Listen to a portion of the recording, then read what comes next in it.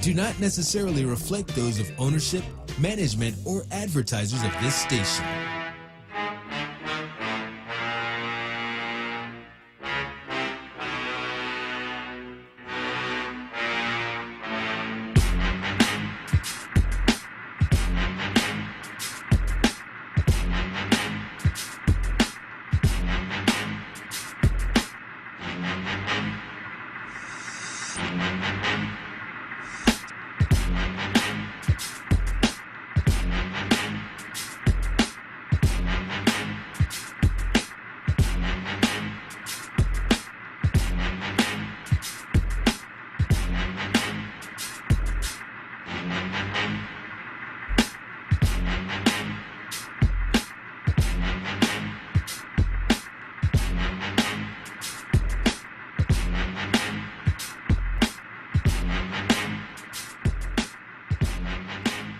All right, everyone, welcome to Reality Check. It is the Monday, top of the week edition here on the home of Black Talk Media. It's the Monday edition of Reality Check. We're here live on 96.1 FM, 900 AM, WURDradio.com, WURD TV, WURD app. Welcome to the program. Welcome to the top of the Reality Check week. It is another week of politics, public policy, and public affairs here on your home for engaging, intelligent, dynamic Black perspective and conversation on the pressing issues of the day. It's WURD. I'm Charles Ellison, by the way. I'm your host, executive producer, and also creator of Reality Check here on WURD. Go to @EllisonReport on Twitter.com, @EllisonReport on Twitter.com, hashtag Reality Check, and also check hashtag Word on Politics. Want to bump up and reactivate Word on Politics while we're at it. Hashtag Word on Politics. For more conversation and more analysis there. We're going to open up the phone lines at the top of this Monday edition. It's 215-634-8065, toll free 866-361-0900 here on Reality Check. 215-634-8065, toll free 866-361-0900. Here on Reality Check. We are looking at really a strange sort of climatic, catastrophic phenomena that's taking place right now in terms of weather. It's 35 degrees in Philadelphia right now, but when you look at Houston, Texas, it's 17. 17. Can you imagine? It's actually colder in Texas and the major cities of Texas, such as Dallas, Texas, and Houston, Texas, than it is on the East Coast, than it is in Philly. So that's climate crisis for you. That's what that is. And so we're already looking at major winter storm warnings in Texas. People in Texas normally not prepared, not accustomed to this kind of weather, being prepared for some major snow and ice totals. So it's something that is about to wreak devastation or is in the process of wreaking devastation on Texas. Now, Texas about to see Arctic temperatures, and that's very rare, of course, and it's just one more grim reminder of climate crisis and the need to avert basically apocalyptic disaster if we don't get this right, if we don't get this straight. Really, the clock is ticking. We need to get this straight over the next 10 or 20 years, so it just makes all other issues irrelevant. Texas, or what's happening in Texas right now, please view it. Please look at it and see it for what it is. Look at it through the lens of climate crisis. It's an issue that affects all of us.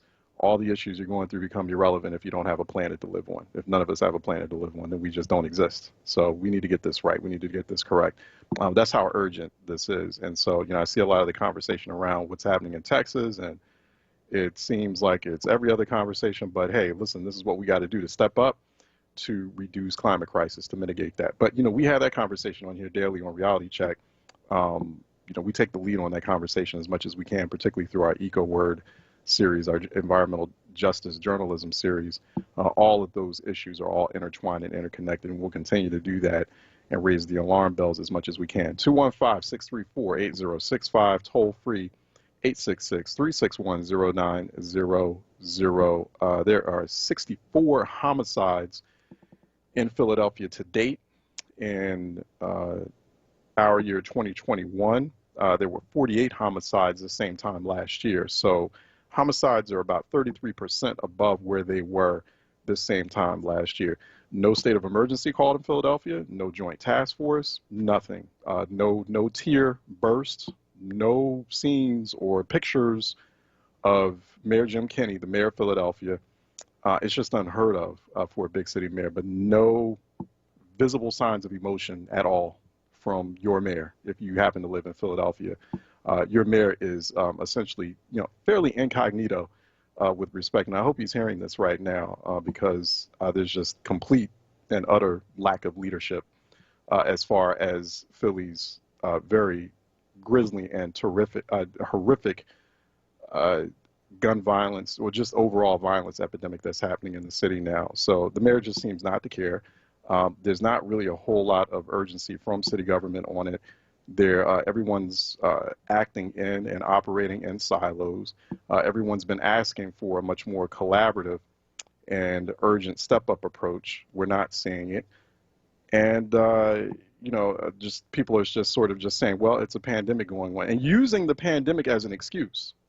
You hear that, right? Folks are using the pandemic as an excuse not to, in a very visible and concerted manner, respond to the violence that gave us, unfortunately, 500 homicides last year, and is poised to give us as much or perhaps even more in 2021.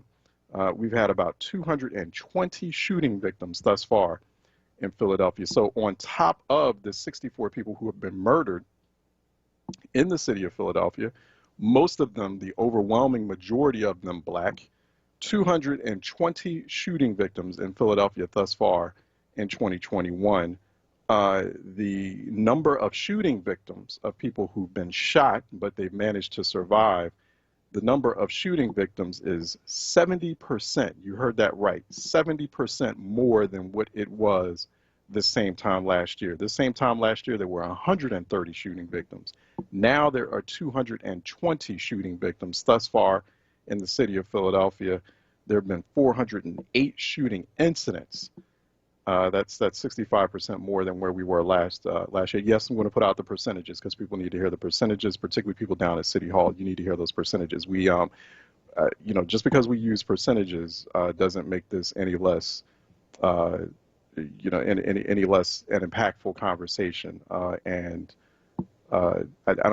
Someone was, what was it? Some listener called saying, if you keep using the percentages, people won't understand what you're saying. It's like every time. Like black people can't have intelligent conversations, y'all. Like, come on. Yeah, we have to use the percentages. We have to throw the data out there. We need to let folks know, particularly people who are in positions of influence, who are in a position to start doing something about this, how bad this situation is and how bad it looks. And it looks extreme. It is as bad as you've heard it and as you hear it. And if you are living in Philadelphia, your city hall is doing absolutely nothing about it.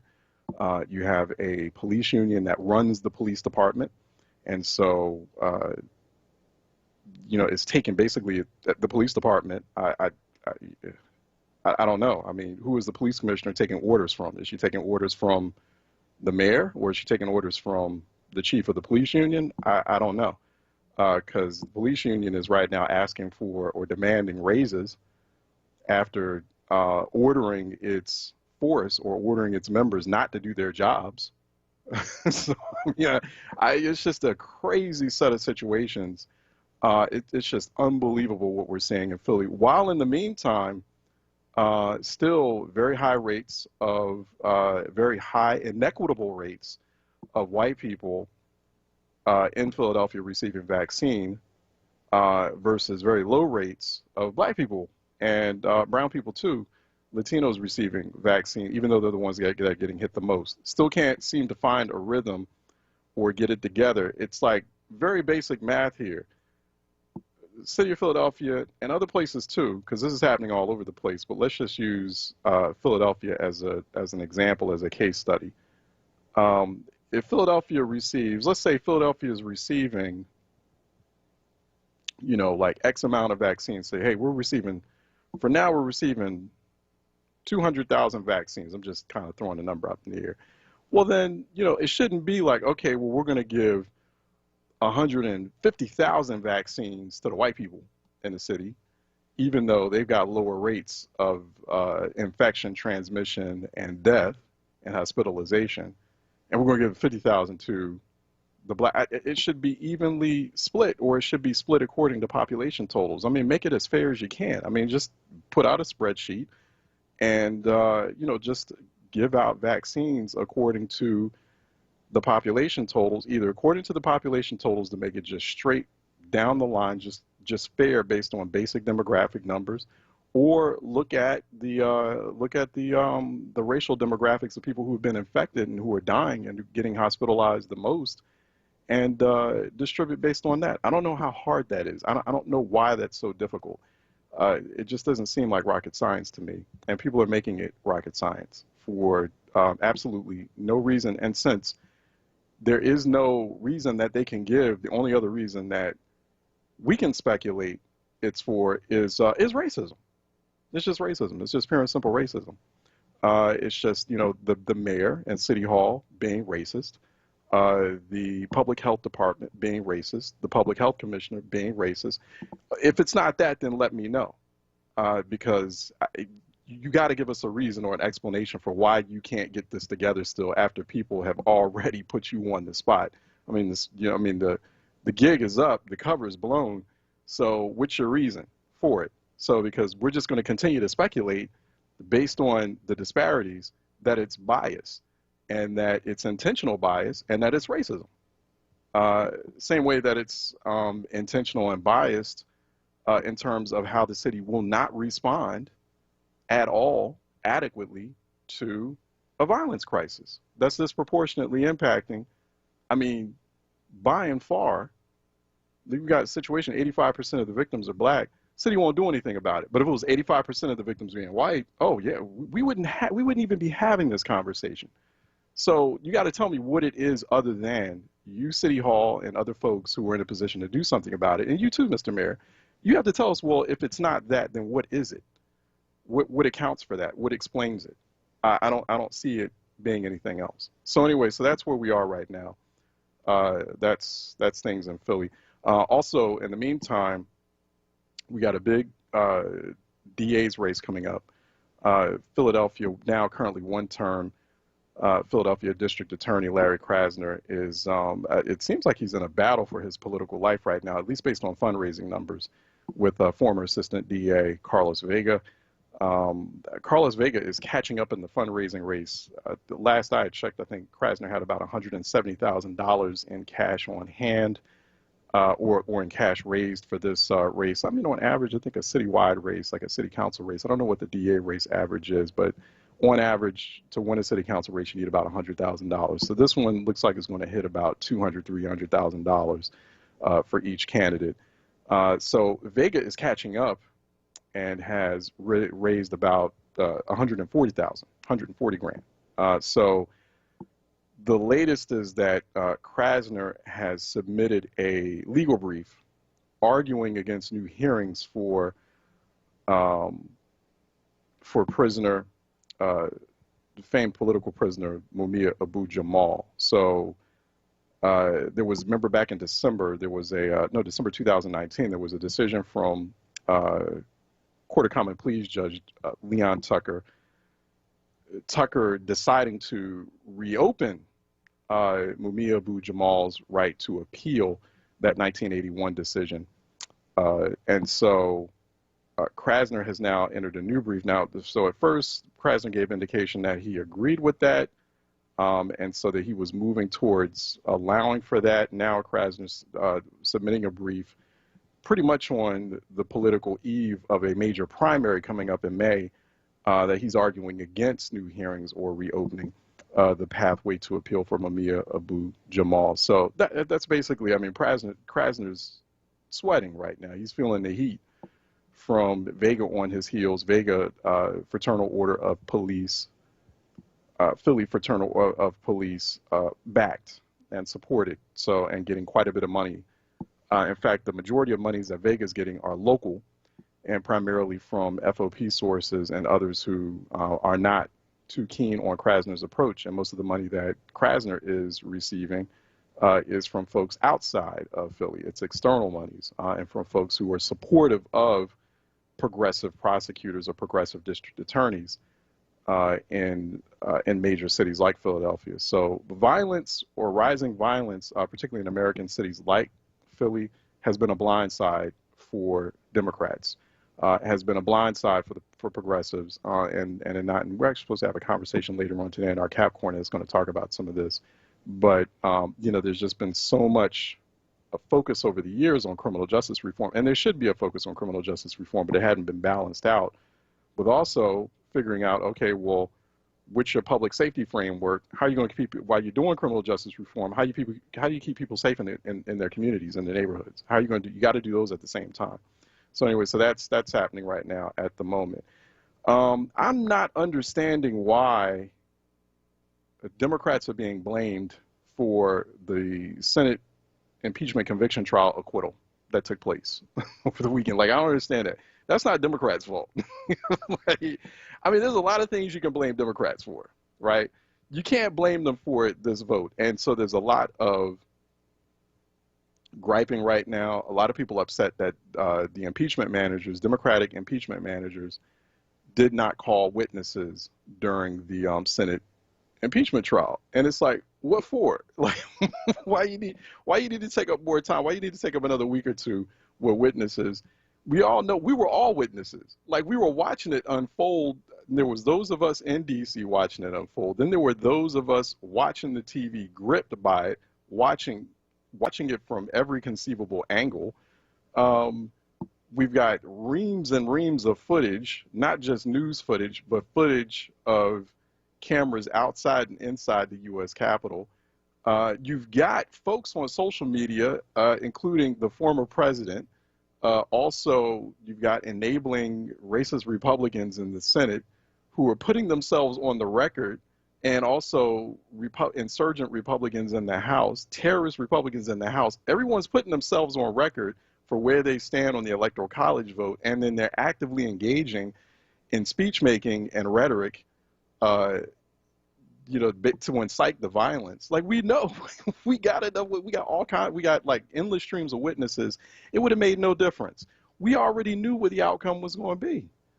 And so you've got folks on social media and elsewhere, and people calling themselves public intellectuals, not knowing basic Senate math. Like, stay in your lane. Like, what was it, Jamila Hill, who used to, you know, former fired sports analyst at ESPN, and she blamed it on Democrats. It's like, stick to sports. Like, that's your thing. Like, this is our lane. Like, let the professionals. If you don't understand basic Senate math, you don't understand the basic partisan composition of the Senate, then either ask someone and understand, okay, well, what happened here? Or, like, stay out of it. Like, don't even comment on it, because it's not helpful. It's not productive. And all it is just setting people up to be sleep at the wheel as we approach 2022, and then lose 2022. And then you're going to lose both the Senate and you're going to lose the House. Then you're going to lose more state legislative seats, and you're really going to wonder what happened. But you know, it's just like Congresswoman Stacey Plaskett, representing the Virgin Islands, who was one of the impeachment managers. She said it best on the Sunday talk shows. She's like, we didn't need more witnesses. We didn't need more witnesses. We needed more senators with spine. That's all we needed to get us to the 67 votes to convict them. That's not on us. We did the best that we could. We laid it all out. We put them through a week-long guilt trip. And they still went ahead, you know, because it's just like, you know, I mean, Stacey Plaskett is basically like, I don't have the antidote for their racism. Like, they did what they did what they were already planning on doing. We saw it. We saw all those senators that voted to acquit Donald Trump. We saw them with, you know, they were being disrespectful. They were doing everything from their feet up on their desks to digging up their nose while the impeachment managers went at it. And that is not Democrats' fault. Let me go to Reverend Williams out of Mount Airy real quick. Yeah, he can call back later. I'm sorry, I ran up on a break. Reverend Williams, just call back when you get a chance. I have to take a break, and then when we come back, we're going to head into our roundtable session with Roundtablers GS Potter and also David Love. They're going to be joining us shortly and joining us next here on Reality Check 96.1 FM, 900 AM, WURDradio.com, WURD TV, WURD app. Stay tuned. We'll be right back. Toyota proudly presents In Their Own Words. There was a little girl in California who was part of the second class to integrate her public schools. And she was bused to school every day. And that little girl was me. Who would have thought that that little girl would grow up to make history as U.S. Vice President Kamala Harris, the first female U.S. Vice President, the first African-American U.S. Vice President, a proud graduate of Howard University, the first graduate of a historically black college or university to be VP. That's why she inspires and encourages our youth to dream big. And to the children of our country, regardless of your gender, our country has sent you a clear message. Dream with ambition. Lead with conviction. See yourselves in a way that others may not, simply because they've never seen it before. Toyota is pleased to feature African-American icons expressing themselves in their own words. Toyota, let's go places. Tune in to More Than That with Gia Peppers live this Saturday, February 13th at 3 p.m. on WURD Radio, 96.1 FM and 900 AM, or wherever you listen to podcasts. This episode of More Than That is sponsored by General Motors, who is committed to becoming the most inclusive company in the world. Everybody in. Okay, Her's new fire potato chips and cheese curls, they are spicy. Whew, they're hottest snacks yet. Hold on. Whew. But you know, it's not just heat. There's some nice sweet and savory stuff going on too. Ooh, there's that heat again. It burns, but it burns so tasty. Ooh, that's hot. Find Her's fire snacks at your store today. Whew. Taste the flavor, feel the heat, break out the Her's.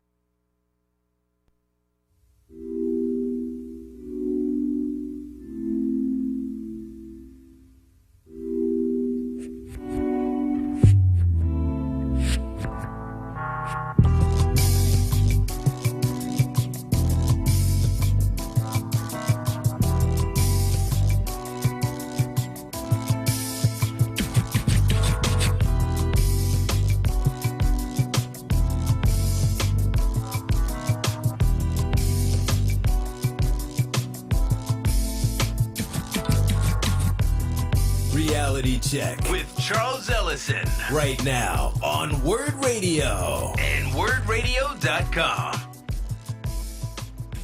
All right, welcome back. You know, it's funny, I was on Facebook Live. We have a live stream, a WURD TV live stream on Facebook Live, facebook.com/4WURD, and we had listener viewer Craig Cosby asking, does Dr. G.S. Potter still come on? What day and time? And it just so happens we have Dr. G.S. Potter on with us today on the roundtable session. So I don't think, I appreciate that, Brethren Craig Crosby. So your wishes have come true. And, you know, definitely we must have had like the folks, the spirits, and they were listening. They heard Craig Cosby and Craig Crosby's demand, and so she is on with us by phone. Actually, couldn't get her by WURD TV, but we do have her by phone. She's joining us for a roundtable session with David Love. David Love is back with us. They're both teamed up again on our roundtable session, which we typically hold this time on Mondays in the 10 o'clock hour on Reality Check. David Love, Dr. G.S. Potter, how are you both doing? Doing just fine, Charles. Excellent. Hey, GS. Hey, Doctor. Hey, Mr. Love. We can do it, Dr. Love and Dr. Potter. Let's do it. You know, Potter and Love. I like it. Yeah, that's. Yeah. I hear David teaches on a college level anyway. He lectures from time, so we'll give him that designation, Dr. Love. I like that. I think you could go with that too. So there's probably some other folks calling him Dr. Love, but for other things. I mean, that's a good name. I mean, it's a smooth name. I mean, if I had that name growing up in high school, like, yeah, I'm sure I'd be the man, like Dr. Love. Yeah, all right. Ever since I was little, they called me Dr. Love. Ever since that's right. I know they did too. Right? I know David was the man back in the day, so probably still is too. That's why we bring him on the roundtable session here each month.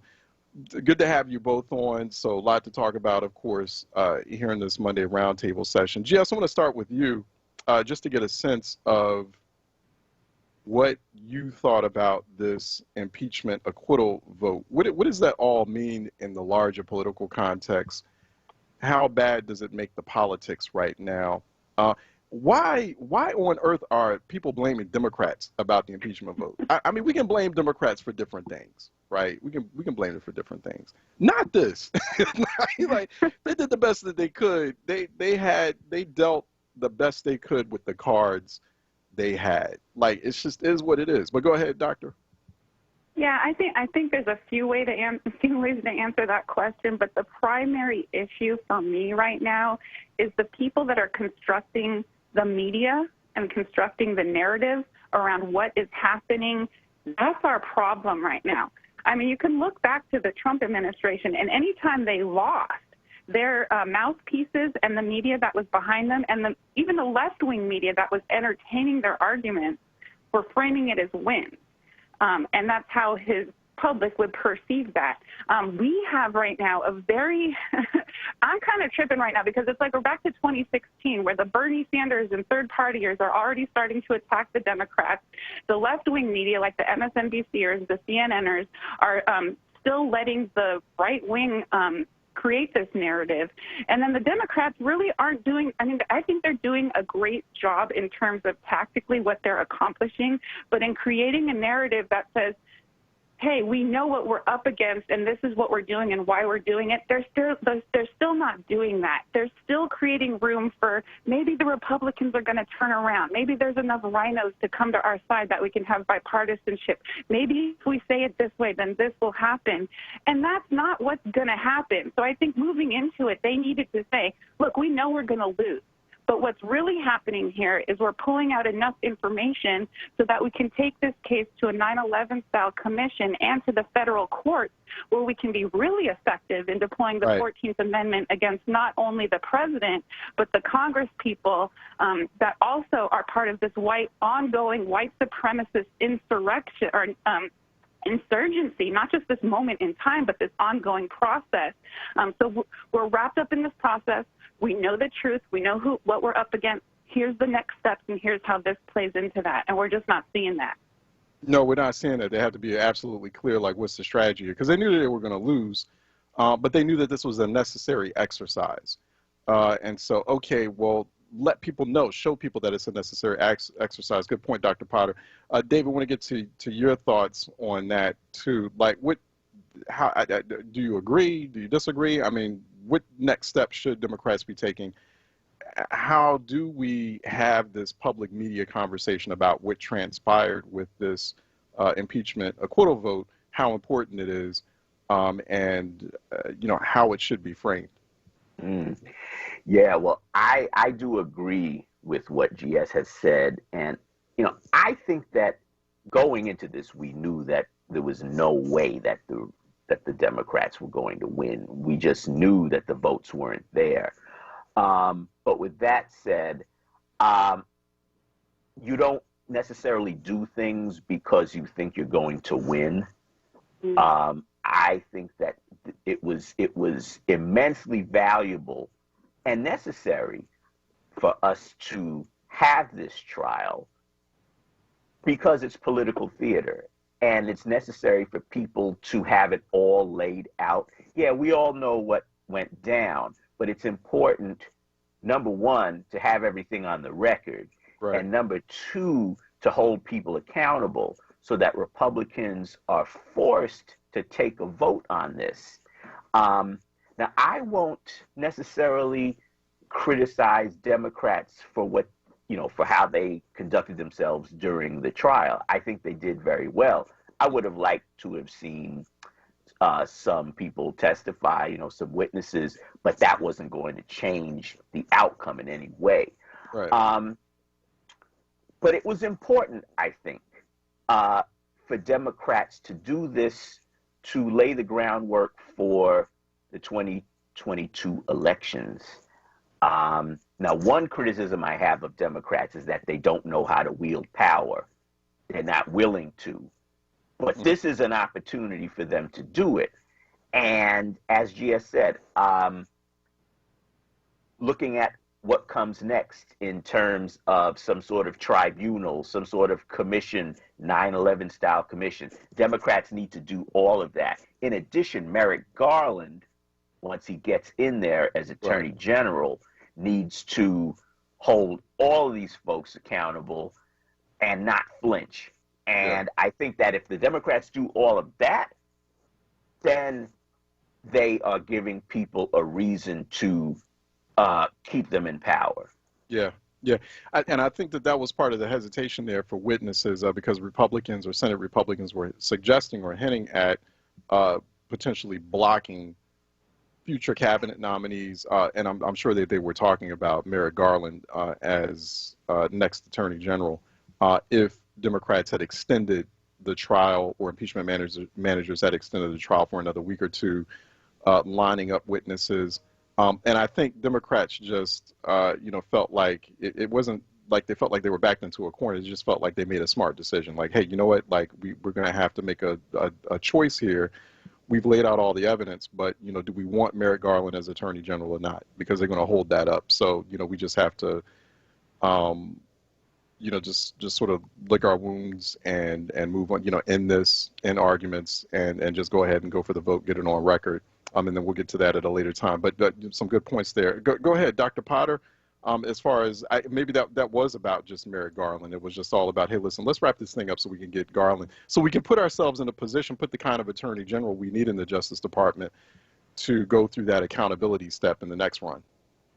Yeah, I think it's definitely strategically, I think it was smart to allow things to move forward. But again, it comes back to the messaging that could have been a really good opportunity for us to, allow the people that are saying, see, I told you what was going to happen. Let us be right. Let folks that are saying, no, what these white nationalists are going to do wrong, let us be right. Like, the media could have framed that by saying, you know what, yeah, we know we're going to lose, and if we do have witnesses, like, have strong messaging on that. If we have witnesses, they're going to keep us from having a DOJ in place. They're going to block Merrick Garland again. They're going to block this legislation that we need for the people and that legislation that we need for the people. And these are specifically the white nationalists that are going to do it.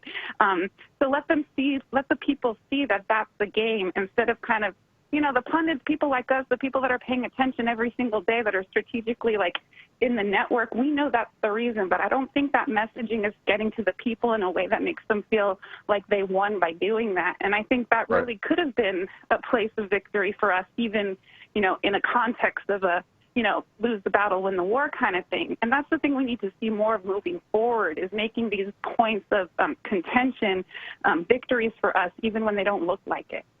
Yeah, yeah.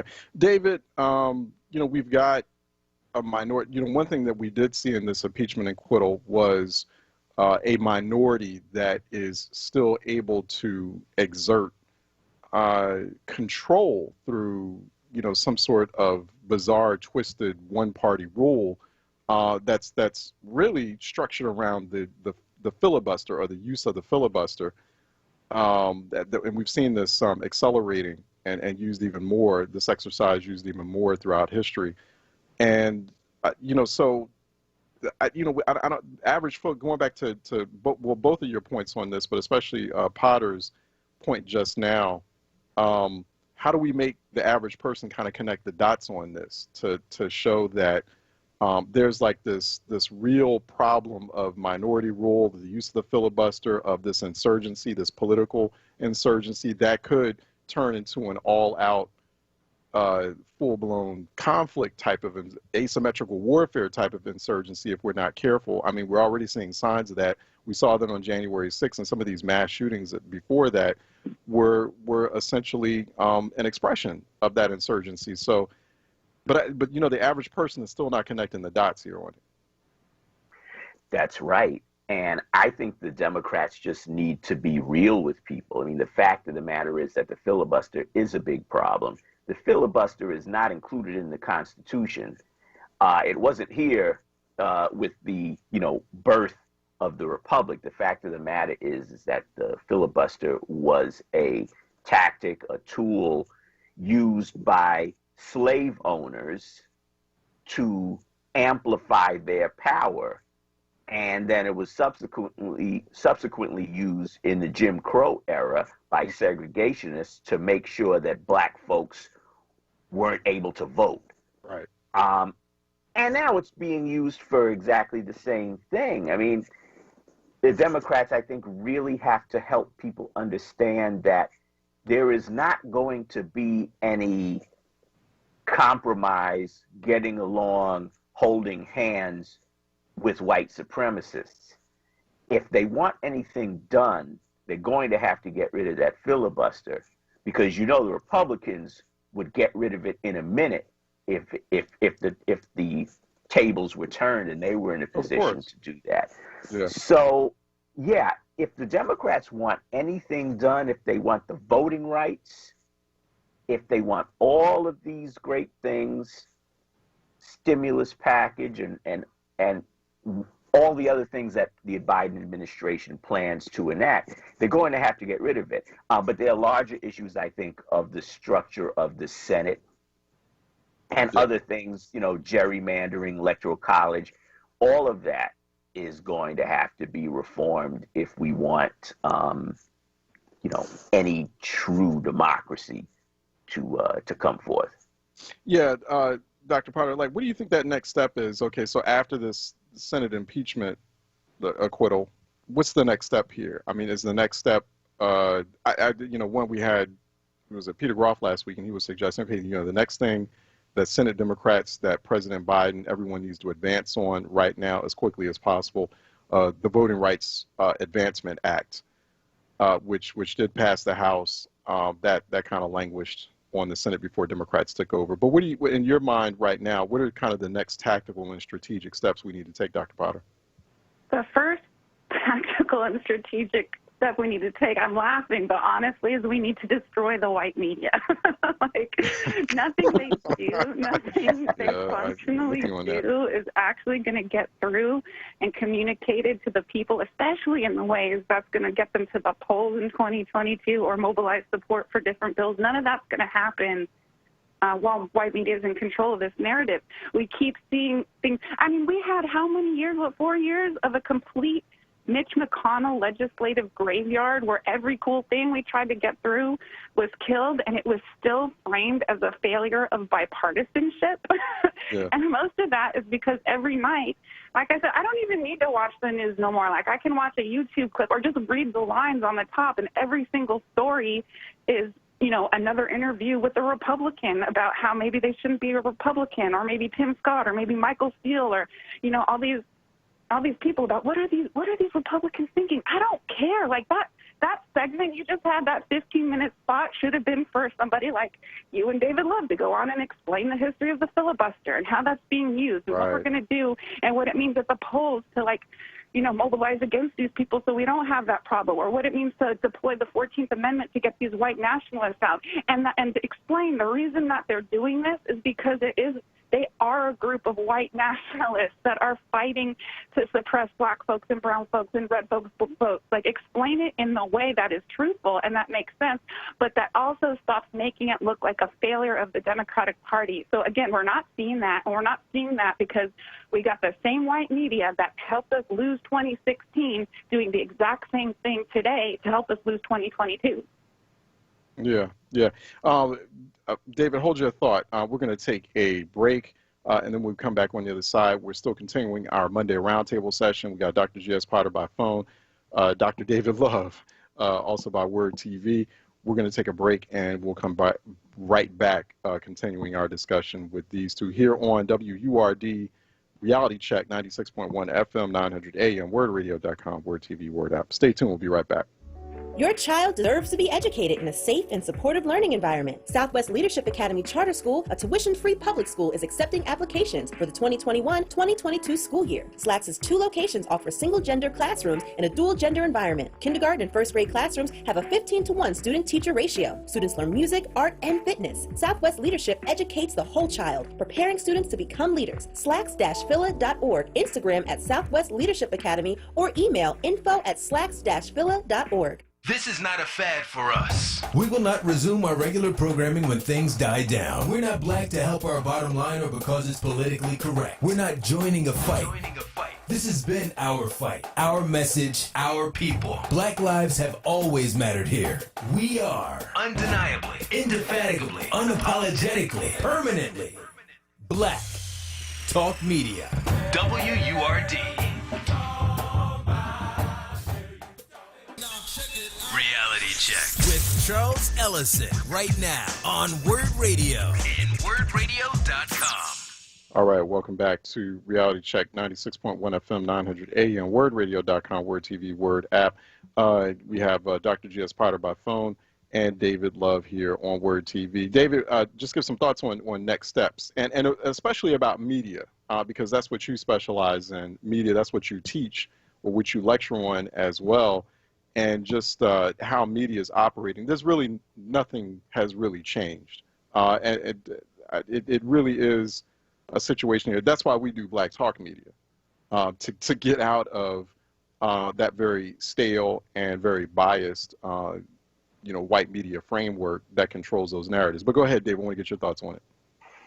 Yeah, as far as the media, I agree that they're a big problem. I mean, just looking here in Philly, this report that just came out on the Philadelphia Inquirer and the lack of representation of Black folks and other people of color, and how that's reflected in, majority of the reporting being done on white subjects when this city is majority Black and brown.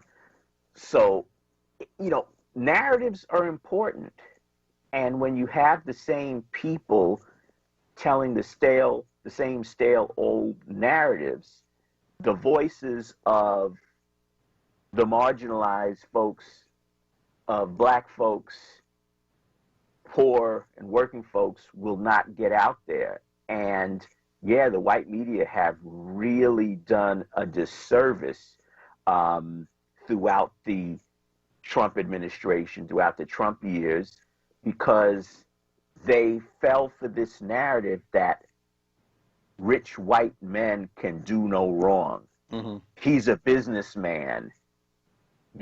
He's rich. He's going to run the government like a business. And even now, there's a failure to really understand what's going on. I mean, it's a unique opportunity now where white supremacists are threatening white people with death. That's something that a lot of white people haven't experienced before. This is a narrative that has to be seized, because people have to understand it's not just an issue of the Republicans wanting to seize power, which they do. It's the fact that white supremacy always ends in death, and they will use whatever means they can, including murder and assassination, to get it done. Yeah. I think that, you saw some of that too, and I go back to this, I've talked about this before. That moment, I thought that was a tipping point in the election last year, that moment where that young white terrorist man shot those 3 people in cold blood in Kenosha, Wisconsin. I think that was a moment. I think that's when there were some white voters out there, and maybe they were going to either stand on the fence or they were going to vote for Trump, and they were like, wait a second here, because he was shooting white people. And it was just, unapologetic and unpredictable violence.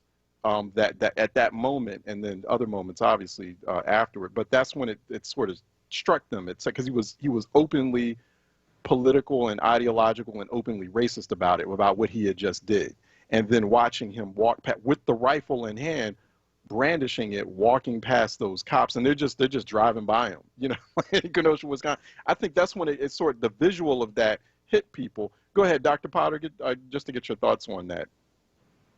Yeah, I think that visual did hit white people. I think the visual of George Floyd hit white people. Right. But we failed there too.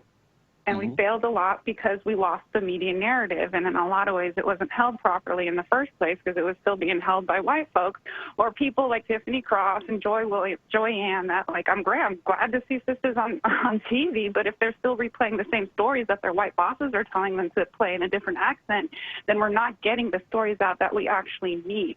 So I think that we need to remember that a lot of the reason we failed with George Floyd is because once the winter set in and the protests stopped working, that media narrative was gone because it wasn't about what's actually happening. It's about whether or not it affects white people in a way that we want to see on TV. So again, I think that's what needs to change, is that narrative needs to be like, no, this is important when it's happening to us. And instead of replaying those same 5 stories about which Republicans might vote what way, maybe 3 of those stories need to be black and brown voices telling our history, telling our stories about how this is a culmination of hundreds of years going on.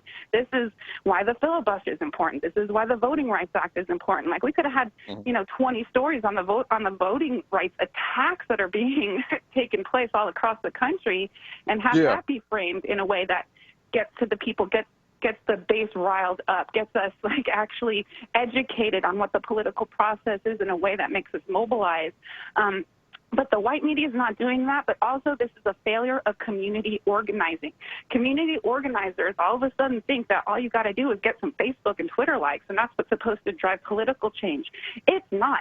This is a strategic game, and what has to happen? I'm sick over George Floyd. Do we have to have another George Floyd to get the momentum to make change again? How many more people have to die like that so that we can keep our focus and actually get the things done that need to be done and not let a white media lose that attention? So I think on the ground, organizers need to realize that media is just not for your own personal gain so you can be a public figure in the eyes of Twitter.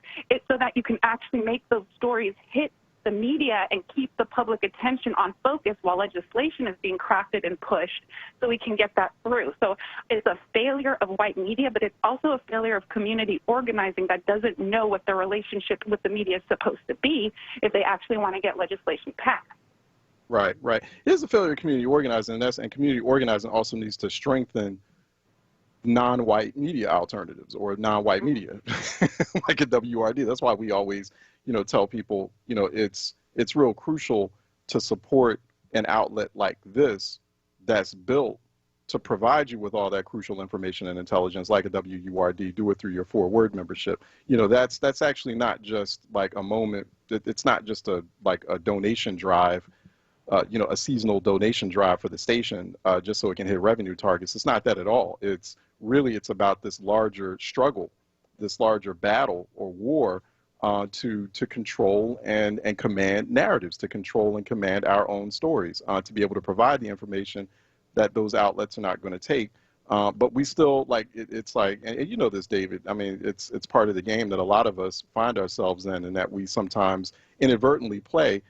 It's not valid. It's not, it's not, it's not accepted until it's on a white media outlet, until it's on a so-called mainstream media outlet. Then, no one's really going to hear about it. It's not really validated. And we play that game quite a bit.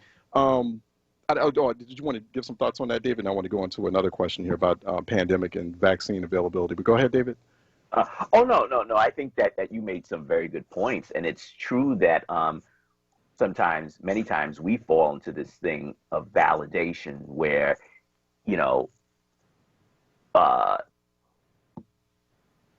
the ice is colder, on the white side. It's this attitude that what we do isn't any good, doesn't make any sense, isn't valuable unless the white community thinks it's so.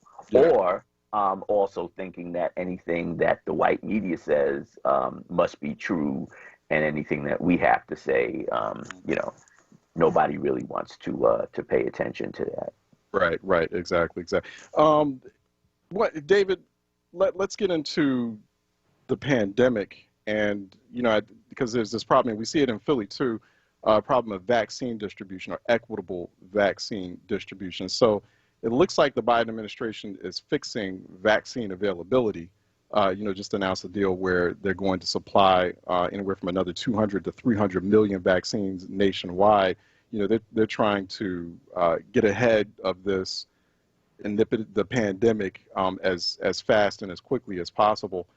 And trying to reach herd immunity at a much faster rate, at a much sooner schedule or timeline. But it's the equitable. It's always like lack of equity in this. So giving vaccine to people who haven't been disproportionately impacted by vaccine.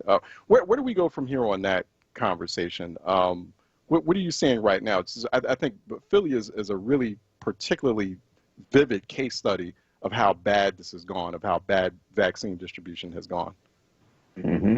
Yeah, and what comes to mind is that nonprofit turned for-profit organization where you had 22-year-olds with no medical experience being in charge of administering vaccines, and they didn't know what they were doing.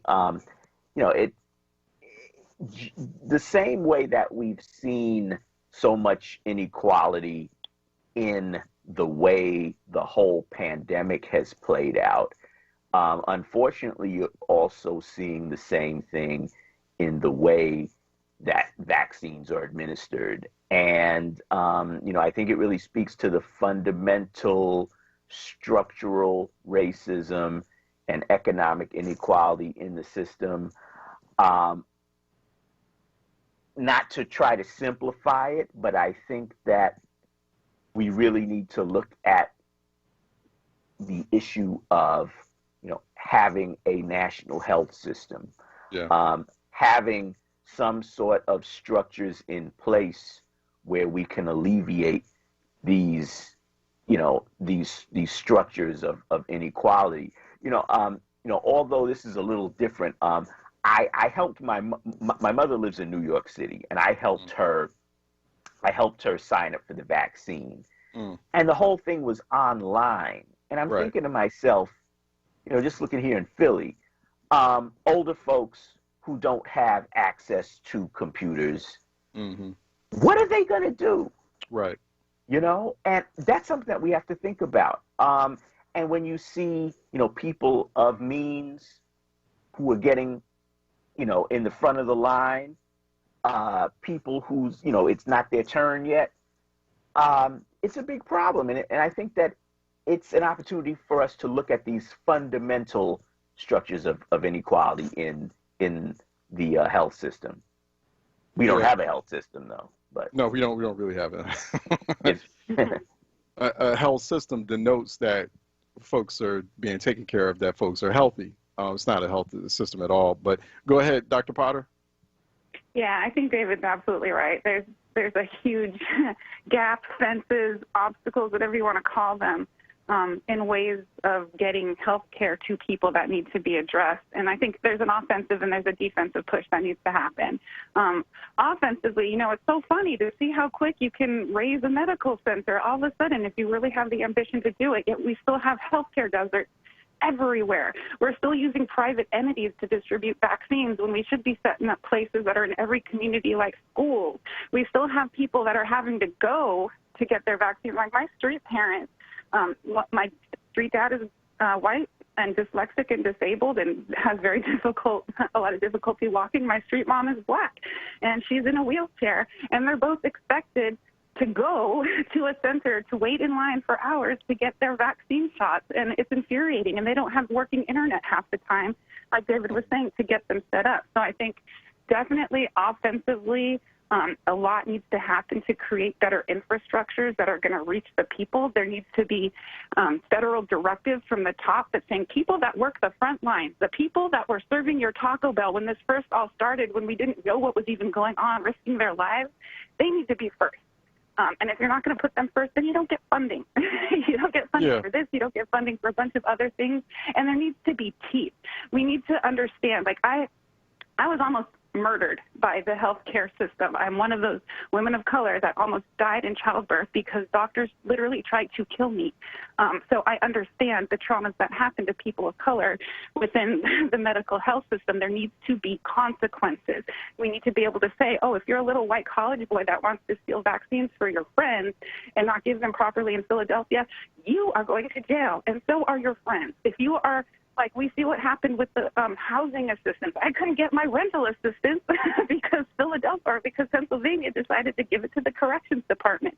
We know that white nationalists are still heading up state-level Congresses or legislatures and local legislatures, that if you're going to play these games, we know that the Republicans want to stop the Biden administration from doing good, and they want to do it by hurting black and brown people. So we know what you want to do. If you try to do it, you are also going to jail, or here's also this consequence. Your city's not getting funding. Like, however you got to work it out, make teeth in it so that if they try to do the things they're doing to stop it from getting to us, then there's severe punishment. And and in places where it's not because people are trying, it's just because of lack of access, well, there's ways to find us, especially if you trust community organizations that have been doing the work and get them the support they need, then it's actually possible. But offensively and defensively, we're not really seeing that push yet. No, we're not, right, David? I mean, the administration really needs to set the tone on, I mean, it has set the tone on, like, mask wearing and things like maintaining social distance, showing itself as an administration, as a leadership that's taking the pandemic seriously and also needs to manage it well.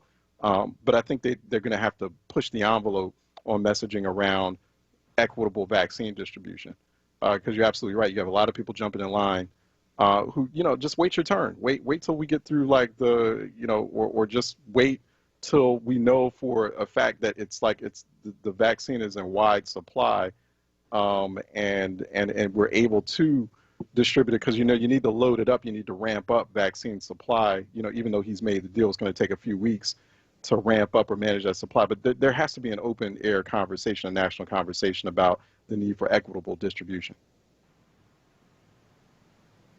Yeah, that's right. And the fact of the matter is that, the Biden administration came into power with a pretty heavy load. And this is daunting. But if we really want this all to work, and if we want this virus to, subside, then everybody's going to have access. Yeah. Otherwise, it'll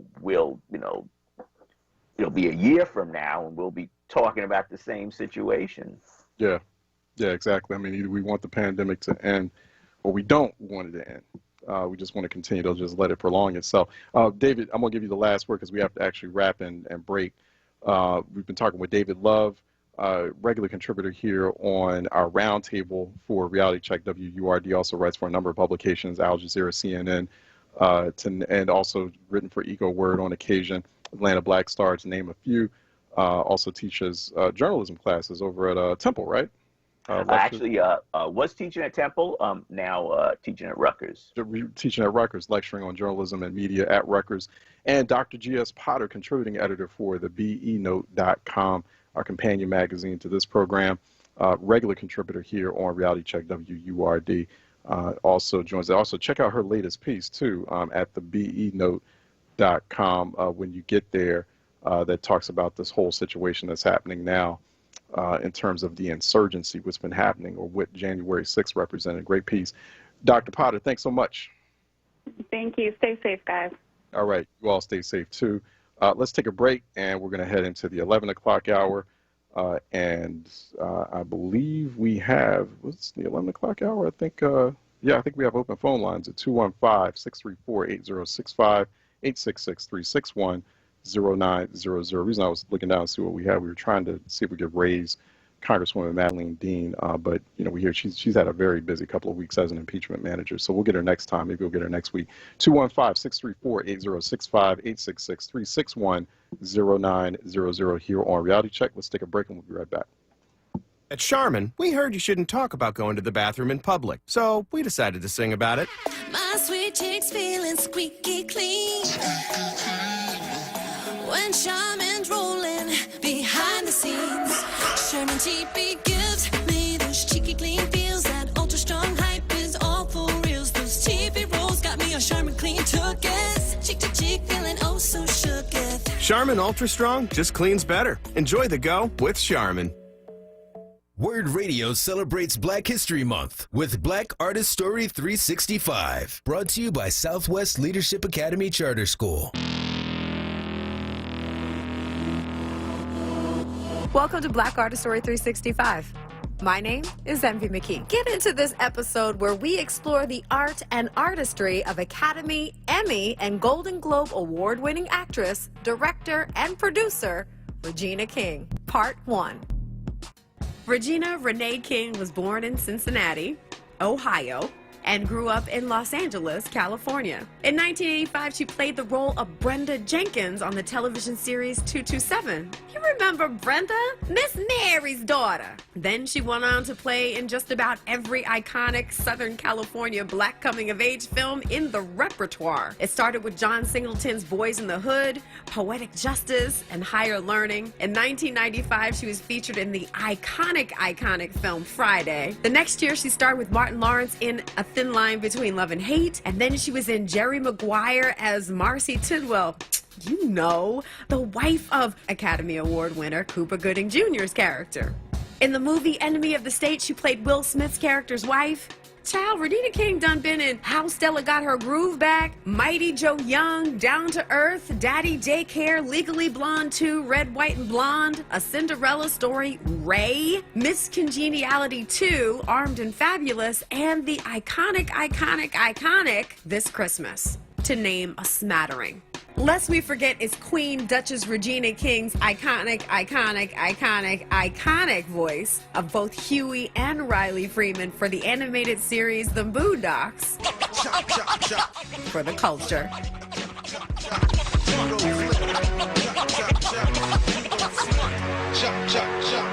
So that's it for this episode of Black Artist Story 365. My name is Envy McKee. To hear more, tune into The Envy McKee Show, Friday nights, 7 to 10 p.m., right here on WURD.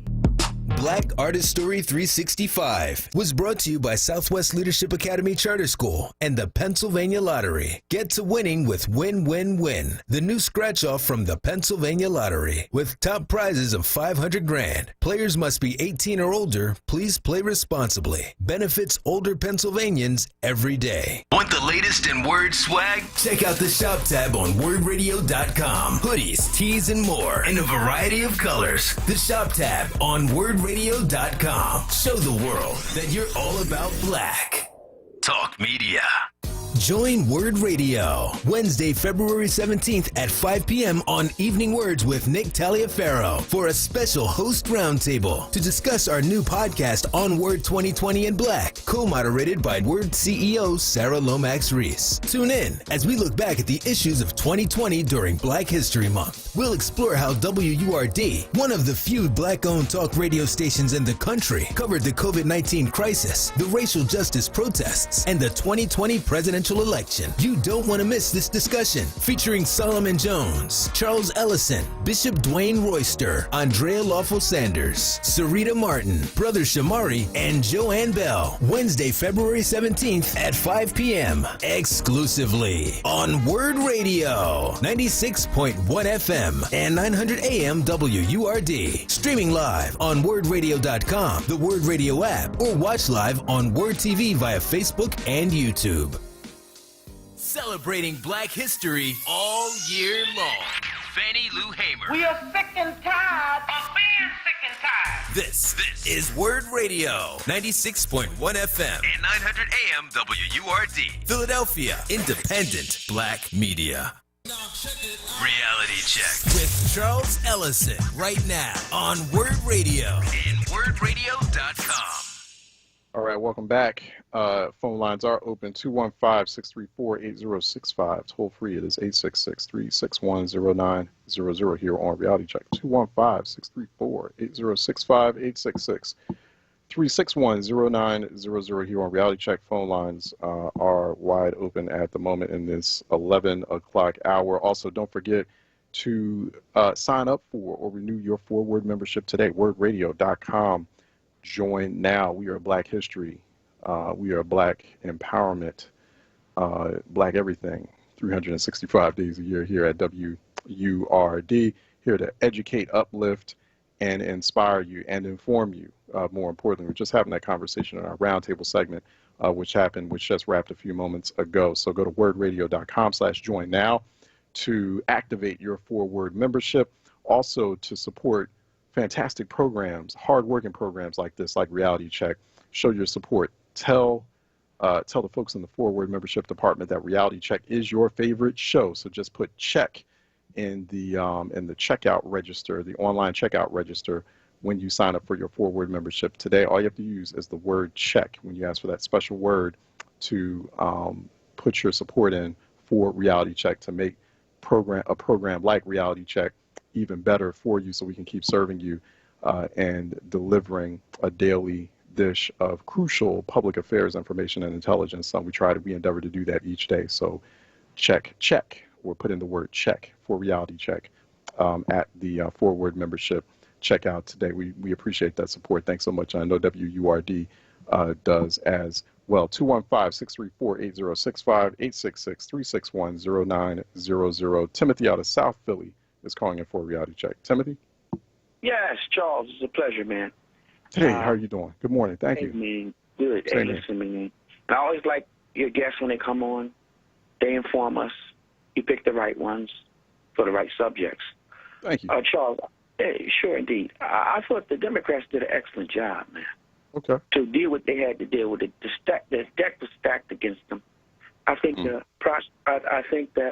the Republicans did a terrible job. See, we're looking at the Democrats, and with these trials, political trials, you can't make a mistake. And this is a mistake, because if they would have called witnesses, they still would have not convicted Trump. But you have to look at the future and say, what's keeping Trump alive right now? See, in other words, I was just told that he has a daughter-in-law that's going to think about running for senator, North Carolina, and someone to run for the guy that's in, I think that's Louisiana. And right now, what is he trying to be, a power broker? He just slipped out of this trial. He has about three state trials in different places. But D.C. is a shadow state. But my question to you is that we got to be prepared for what's coming ahead. We're sitting talking about it. Right. What are we going to do when he sends those two candidates to replace those senators? And what are we going to do to keep him down or somehow get him out of the way? I mean, that's interesting how he's kept alive like this.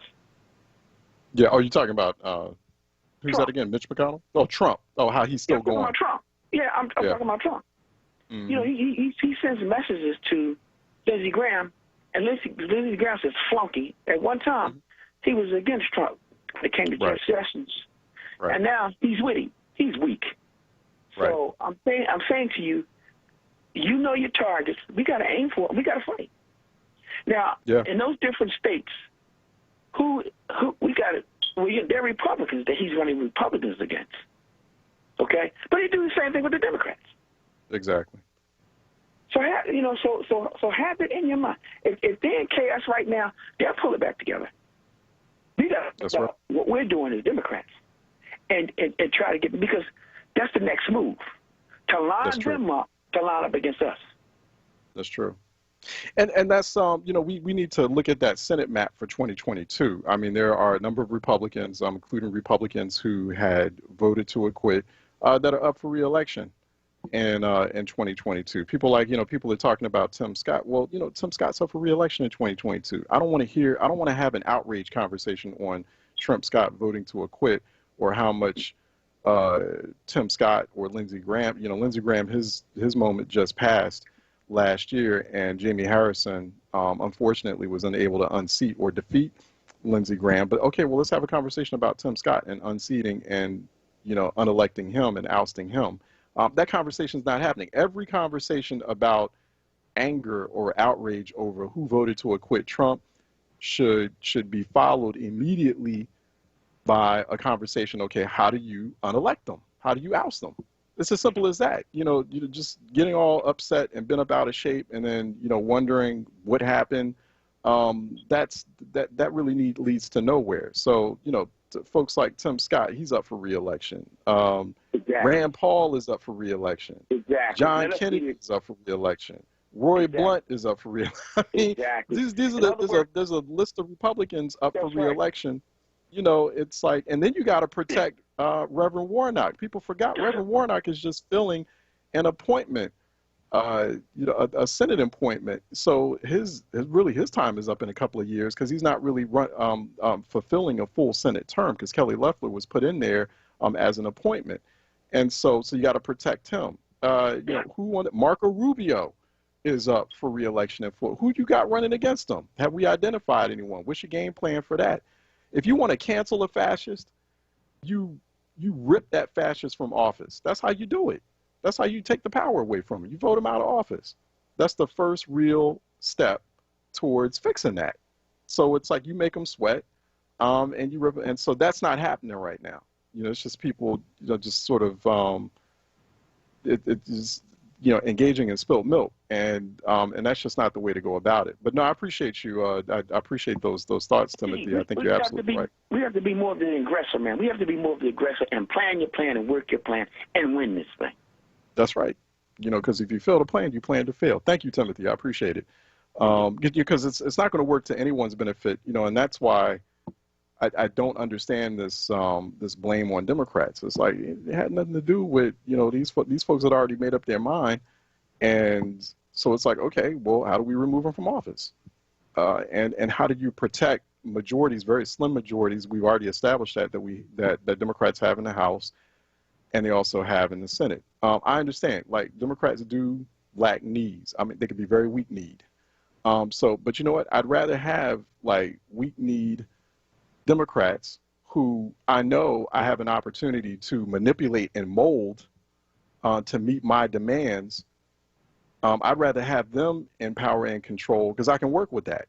We can all work with that than a bunch of racist, insurgent, terrorist Republicans taking over the government. Like, who wants that? Like, that's what y'all want? Because you're setting yourselves up for that. Some of the people out here having these really irresponsible conversations about, well, Democrats' fault, like that there was an acquittal vote. Like, y'all, we already knew that there was going to be an acquittal vote.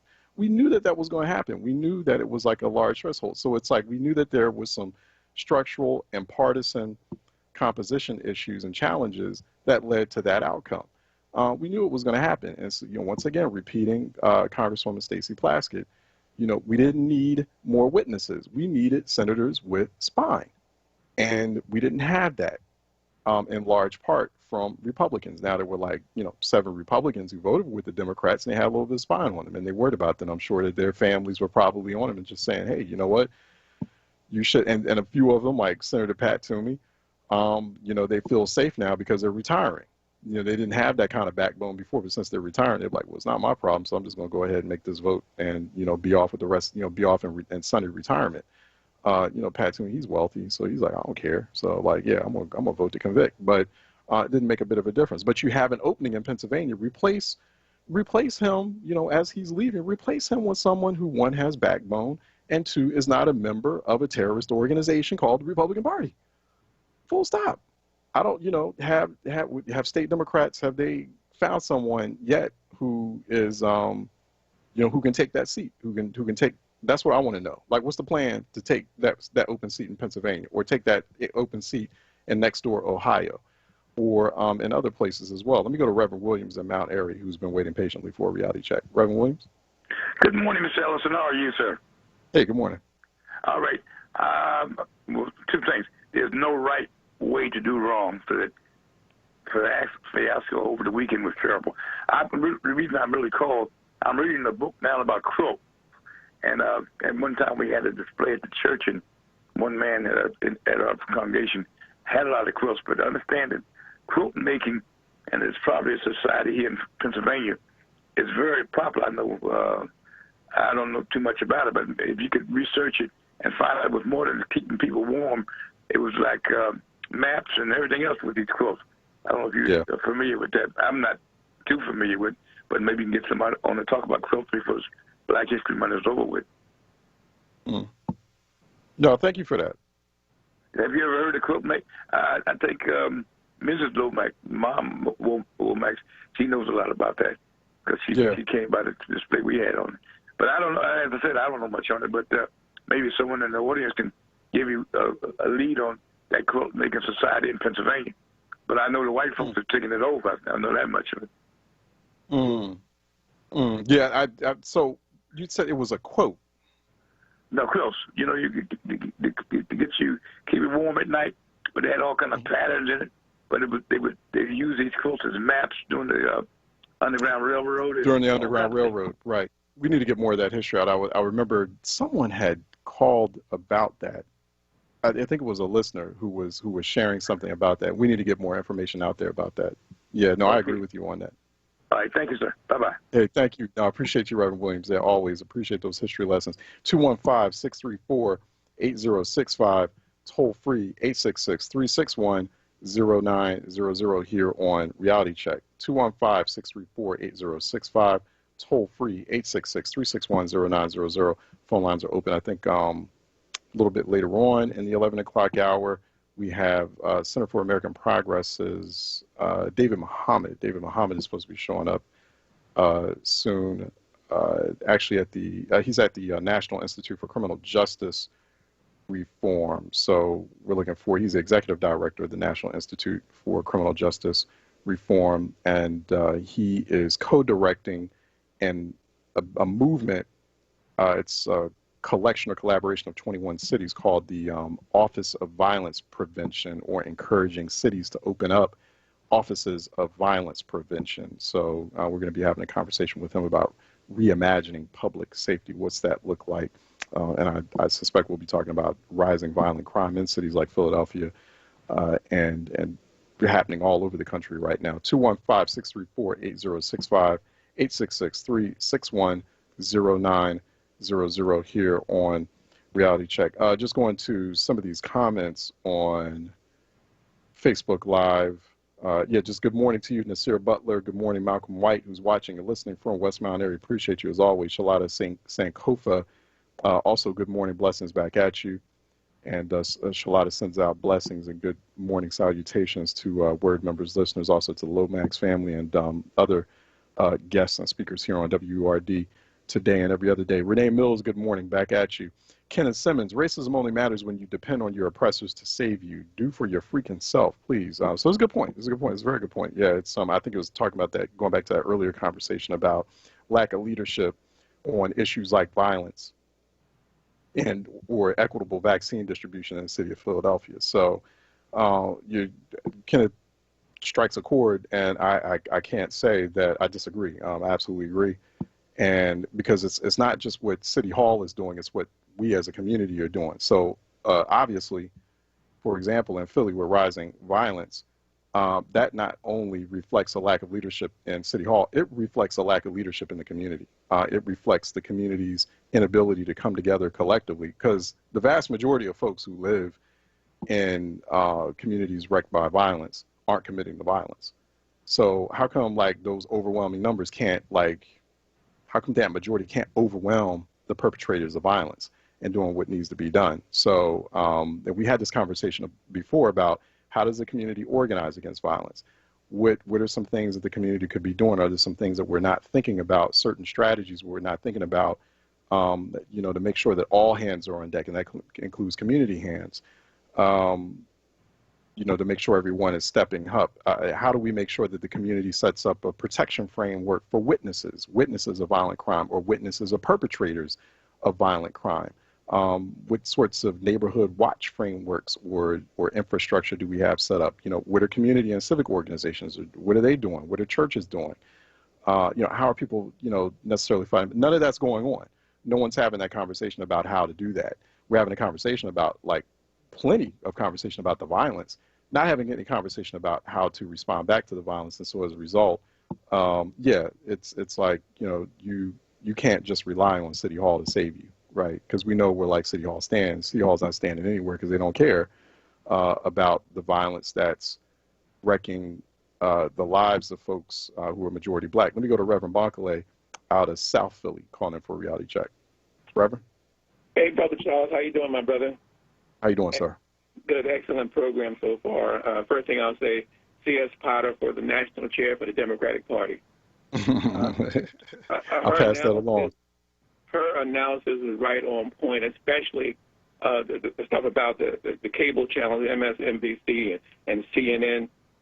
They seem to be pushing a narrative that either directs or encourages the so-called right to continue doing what they're doing without changing. I mean, it's almost like they're giving direction for what Trump and what those other folks should be saying. Okay. Right. And one thing between her and Dr. Love that I vehemently disagree with is that we don't need no 9/11 commission type thing to study what the Trump and the insurrectionists did. All we need to do is get Garland passed or confirmed, and then let the FBI, investigate the insurrectionists and the collaborators from Congress that supported them. And in addition to that, we let the courts deal with Trump. You know, the courts and Georgia and New York and the District of Columbia, and because the Congress is actually broke, so we don't have time to waste and come to the same conclusion for some superficial thing we talked about it. Congress needs to be focusing in on the Voting Rights Act, the Voting Rights Act stimulus package. They need to be aggressively working on criminal justice and the climate crisis. And if they're going to put together some kind of commission, the commission should be on reparations. That's where we need to put all of our stuff. And right now we need to be also focusing on this next election that's coming, because these folks are working overtime to take folks off the voting rolls. They're working overtime to block us from being able to get anything done. So we focus on all this superficial stuff to make ourselves feel good. We're going to lose out in the long run. Yeah, we really are. And, Reverend Barclay, I appreciate those thoughts. You're absolutely right. You set out a nice task list on next steps. And I appreciate it. We're going to talk about it more. Let me go to break, actually. You run up on the break here. Let me see what we have. We're trying to reach David Muhammad. Let's see if we can reach him and get him on. If not, 215-634-8065, 866-361-0900. Let's hold on one moment. Let's see if we get David Muhammad, see if he's going to come up next here on Reality Check, 96.1 FM, 900 AM, WURDradio.com, WURD TV, WURD app. Stay tuned. We'll be right back. WURD is supported by Temple University, Philadelphia's public university. At Temple, we aim to make college accessible for all. That's why we launched the Cecil B. Moore Scholars Program, a bridge program for high school students in North Philadelphia that offers pre-college support, including tutoring, career exploitation, and the opportunity to take a free course at Temple. It's part of our commitment to cultivate leaders from our city and to support all students in reaching their full potential. WURD Radio celebrates Black History Month with Black Artist Story 365. Brought to you by Keystone First and Commonwealth Charter Academy. Welcome to Black Artist Story 365. My name is Envy McKee. Get into this episode where we explore the art and artistry of revolutionary poet Amiri Baraka. Part 1. Everett Leroy Jones was born in Newark, New Jersey. His father, Colt Leverett Jones, worked as a postal worker and lift operator. His mother, Anna Louise Russ, was a social worker. Jazz was something Baraka got interested in as a kid. He wanted to be just like Miles Davis. The influence of jazz can be seen throughout his work later in life. For college, he won a scholarship to Rutgers University in New Brunswick in 1951, but transferred in 1952 to Howard University. Before Amiri Baraka was Amiri Baraka, he was Leroy Jones. And at the time, Leroy moved to Manhattan, where in addition to attending Columbia University and the New School, he became a prominent artist in the Greenwich Village scene. In 1961, Leroy published his first major collection of poetry, preface to a 20-volume suicide note. His 1964 Obie Award-winning play, The Dutchman, which addressed racial tensions and American blacks' repressed hostility towards whites, gained him fame and acclaim. So that's it for this episode of Black Artist Story 365. My name is Envy McKee. To hear more, tune into The Envy McKee Show, Friday nights, 7 to 10 p.m., right here on WURD.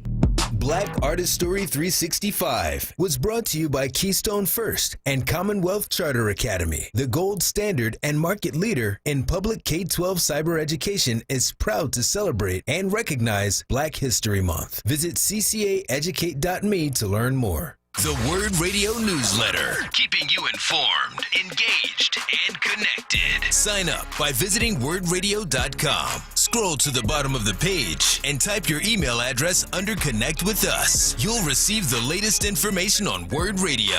Messages from our president and CEO, Sarah Lomax Reese. Exclusive articles and multimedia content and resources. Stay informed with the Word Radio newsletter. Reality Check with Charles Ellison right now on Word Radio and WURDradio.com. All right, welcome back to Reality Check. I'm not sure if I don't think we got David Muhammad. Did we get him? Yeah. Phone lines are open, 215-634-8065, 866-361-0900. I think we have Maurice out of Southwest. I don't know if he's still holding. Maurice, you there? You know I'm holding for you, Charles. All right, that's what's up. Okay, cool. And let me break something down to you. You know I always look at things from a different angle because I don't want to be like everybody else. Mm-hmm. Sometimes I really believe, and what I'm saying is sometimes I just want people to think about something. You know what I'm saying? Mm-hmm. And I think this whole impeachment thing was a joke. I want to tell you why I think it was a joke. We just won and got Donald Trump out of office. We won and got control of the Senate. Mm-hmm. We don't need to be taking no L's. We took an L in this one. Everybody, I see Democrats on TV on all the channels taking victory laps. We lost. They act like we won. We lost. Donald Trump is stronger than ever now because now he's talking about putting his children in offices around the country because now he is the Teflon Don. What did we win out of this? Oh, everybody knows that Donald Trump was a bad guy. We knew that when he came down the escalator. We don't need for the reminding American people that he's a bad guy. See, I think we messed up. Instead of running this trial, they should have been running them $1,400 checks. That's what they should have been doing. And taking care of the people that's eating out of trash cans and waiting in food lines. That's who needs to be taken care of and get another. You said that they weren't, but they're already they're already going through the motions to do just that. Get it done. Get it done. I don't want to. Yeah, that's what's happening right now. Yeah, but they always want us to wait. Black people, we done saved America. How they waiting? They just went through. They checked. They went through the motions. They went through. I mean, they've already passed a procedure to start or initiate budget reconciliation to go ahead and pass pandemic relief without a filibuster. So yeah, I mean, they've already done. I think that. So you don't think it's a necessary exercise, however, to put Trump in even more? I think it sets the stage. I hear where you're coming from, Maurice, in terms of it. You can't look at it. It's going back to what David Love was saying in the earlier segment. You know, we can't look at everything necessarily as a win, as a zero sum. I don't look at it as a win, but I definitely see it as setting the stage for putting Trump into further legal jeopardy and suing him into oblivion. That's how you just you continue to cancel him out. I think by 2024, if you keep it up at this rate, by 2022, 2024, you can put him into so much legal conundrum that it's like he's just completely ineffective because he's just so busily he's preoccupied with so many people. So they just released a report last week, a study showing that 40% of coronavirus pandemic deaths were caused or prompted by his mismanagement of the pandemic, that they could have been totally avoided. So I mean that's a class action suit. So that's not Trump's fault. That's not Republican. Hold on, because I'll let you speak. I'm gonna let you speak, let you respond. But that's not Trump's fault. That's not Republicans' fault. If like we're letting Trump's children go into different states, like Larry Trump running North Carolina, at the end of the day, that's people in North Carolina's fault. Tim Scott and if Tim Scott and Lindsey Graham keep getting reelected in South Carolina, at the end of the day, that's South Carolina voters' fault. That's something's wrong with people in South Carolina. But you know, it's like that doesn't. I think it was a necessary exercise. There is an impeachment clause, impeachment conviction clause in the Constitution. It's there, and it has to be activated in moments like this to collect that information and to send that signal. It's just a pure basic thing that should have happened. Can I talk now? Yeah, go ahead. Hey, I listened to what you said, Charles. You know, I just don't let you talk. I write down everything you say so I can look it up and do some research on. But what I'm trying to say, Charles, is Max News and Fox are taking victory laps right now. Mm-hmm. That means his base is more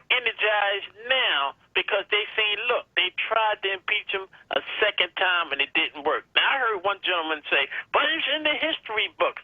He doesn't care about history. All he cares about is winning. And this right now is setting the stage for the stage for the next election in 2 years.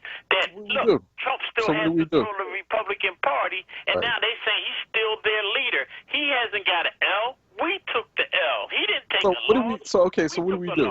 So what's the follow up? What's the next step?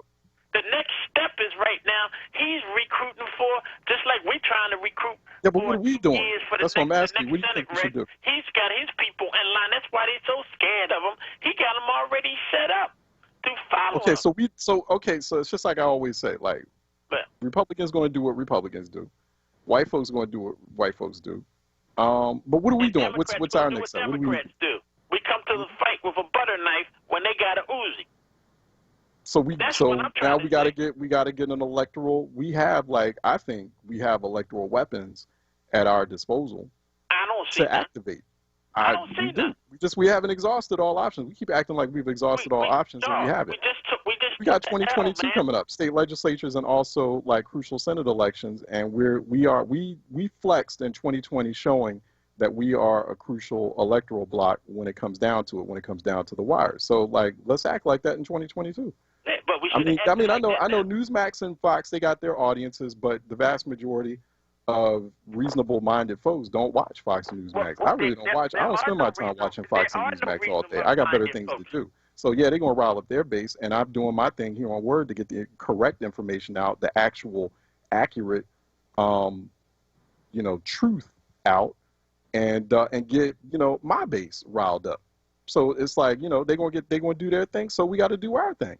Charles, I think that's the attitude we need to have here. Yeah, Charles, I'd like to change the subject real quick, and then I'm off real quick. On today, over the weekend, we had Miss Oates, that's part of the school board, right? Okay. She was commenting on the commissioner, right?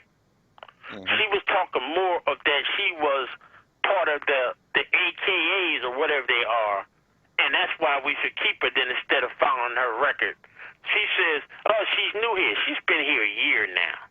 Now, if Miss Outlaw was white, we'd be burning down City Hall to get her out of here.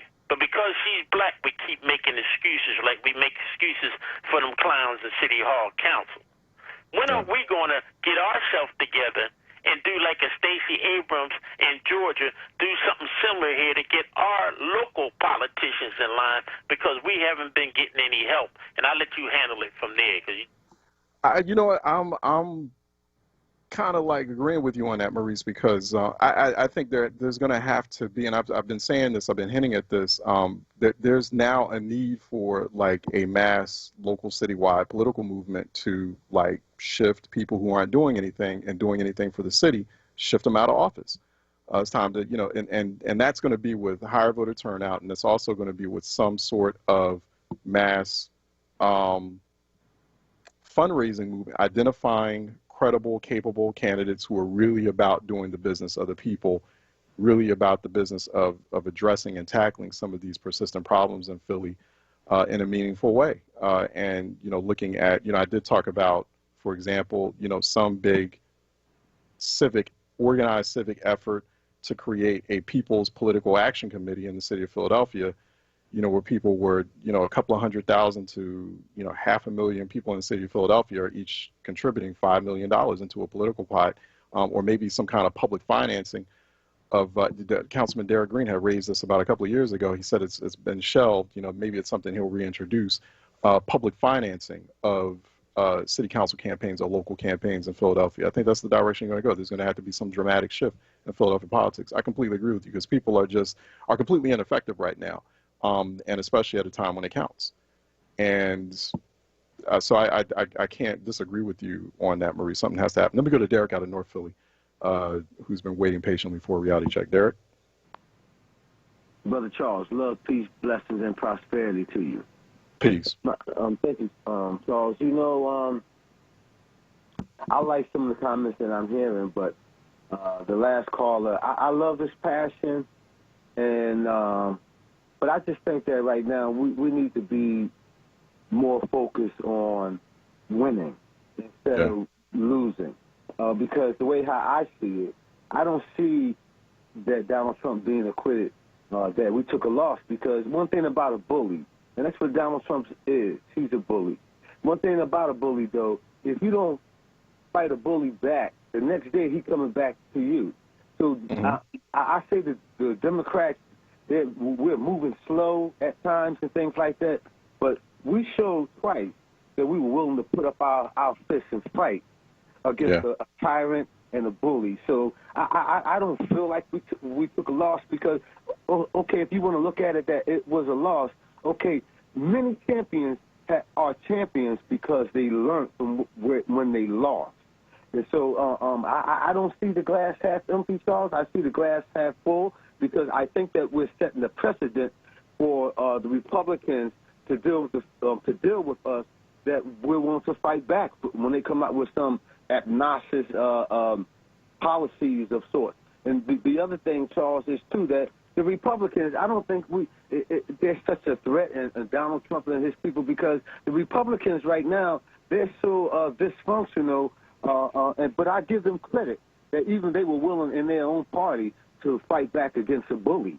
So no, this is victory for the Democrats, I believe, in the sense that we actually there was some reasonable Republicans that we'll be able to have some type of concessions or some type of agreements to make this country move forward. Because at the end of the day, Charles, you know and I know, it's about moving forward in this country. Last but least, Charles, I think the important thing that we can do across this country and across the board is step up our game in local politics.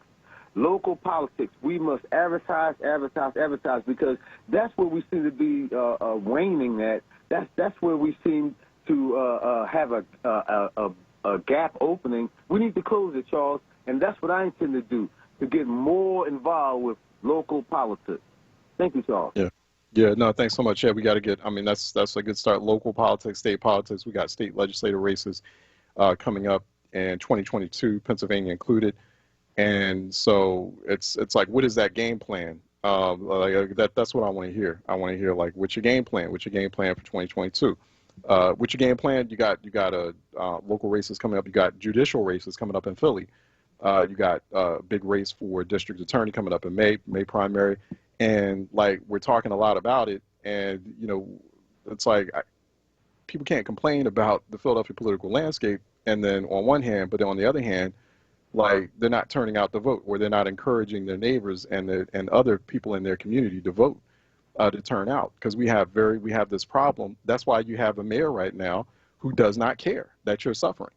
He got reelected, got a second term on barely 30% turnout, and so which is not a mandate at all. It's just, that means that's just a very small, you know, appreciate those folks who turned out, but it also reflects just 11% of the citywide population.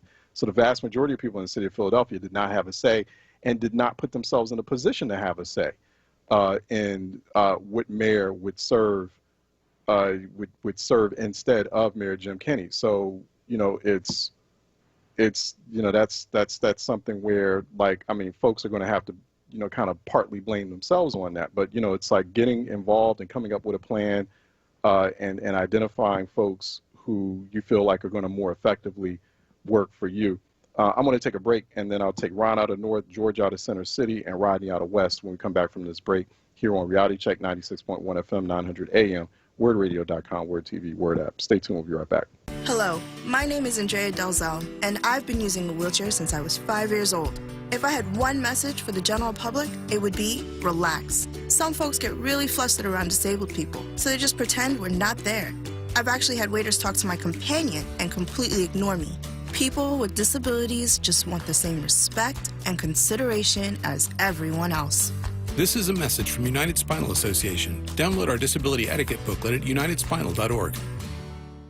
Listen to Laborers Live. We created the weekend. We created the 40-hour work week. We just want enough to feed our family, be able to send our children to college, and let our next generation do better than we did. To people that might have forgot how important unionism is in a country like the United States. People now infringing on our 8-hour workday, kind of work people more than 8 hours without overtime, kind of work people without benefits. In the long run, everybody's getting fat paycheck except they're working. So this is really a wake-up call for America. The struggle is continuous. Tune in to Laborers Live every Friday from 4 to 5 p.m. Sponsored by LESIT, the Laborers Employers Cooperation Education Trust of the Laborers District Council of Philadelphia and vicinity. Local 332, Sam Staton Jr. Business Manager. Local 57, Esteban Vera Business Manager. Local 135, Dan Woodall Jr. Business Manager. Local 413, James Harper Jr. Business Manager. The Laborers District Council, Ryan Boyer Business Manager, and Tony Staton, Executive Director of LESIT.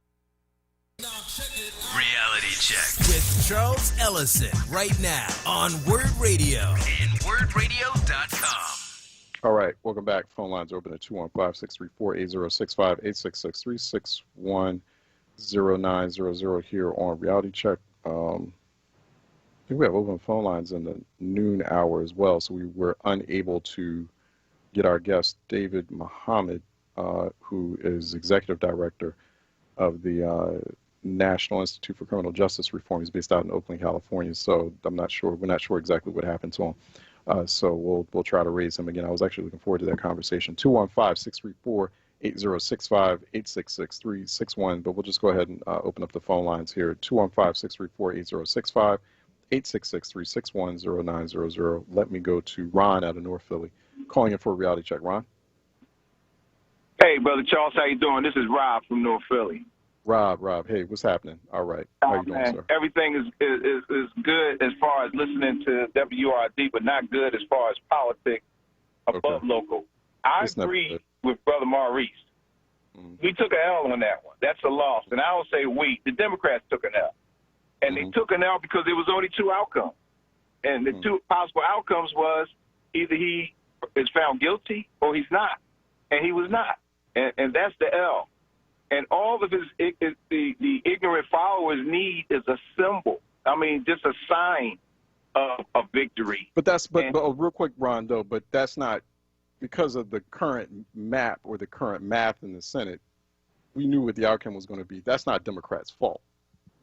This just is what it is on that. They knew, impeachment managers knew, everyone, all of us knew going in that we were going to come out with an acquittal.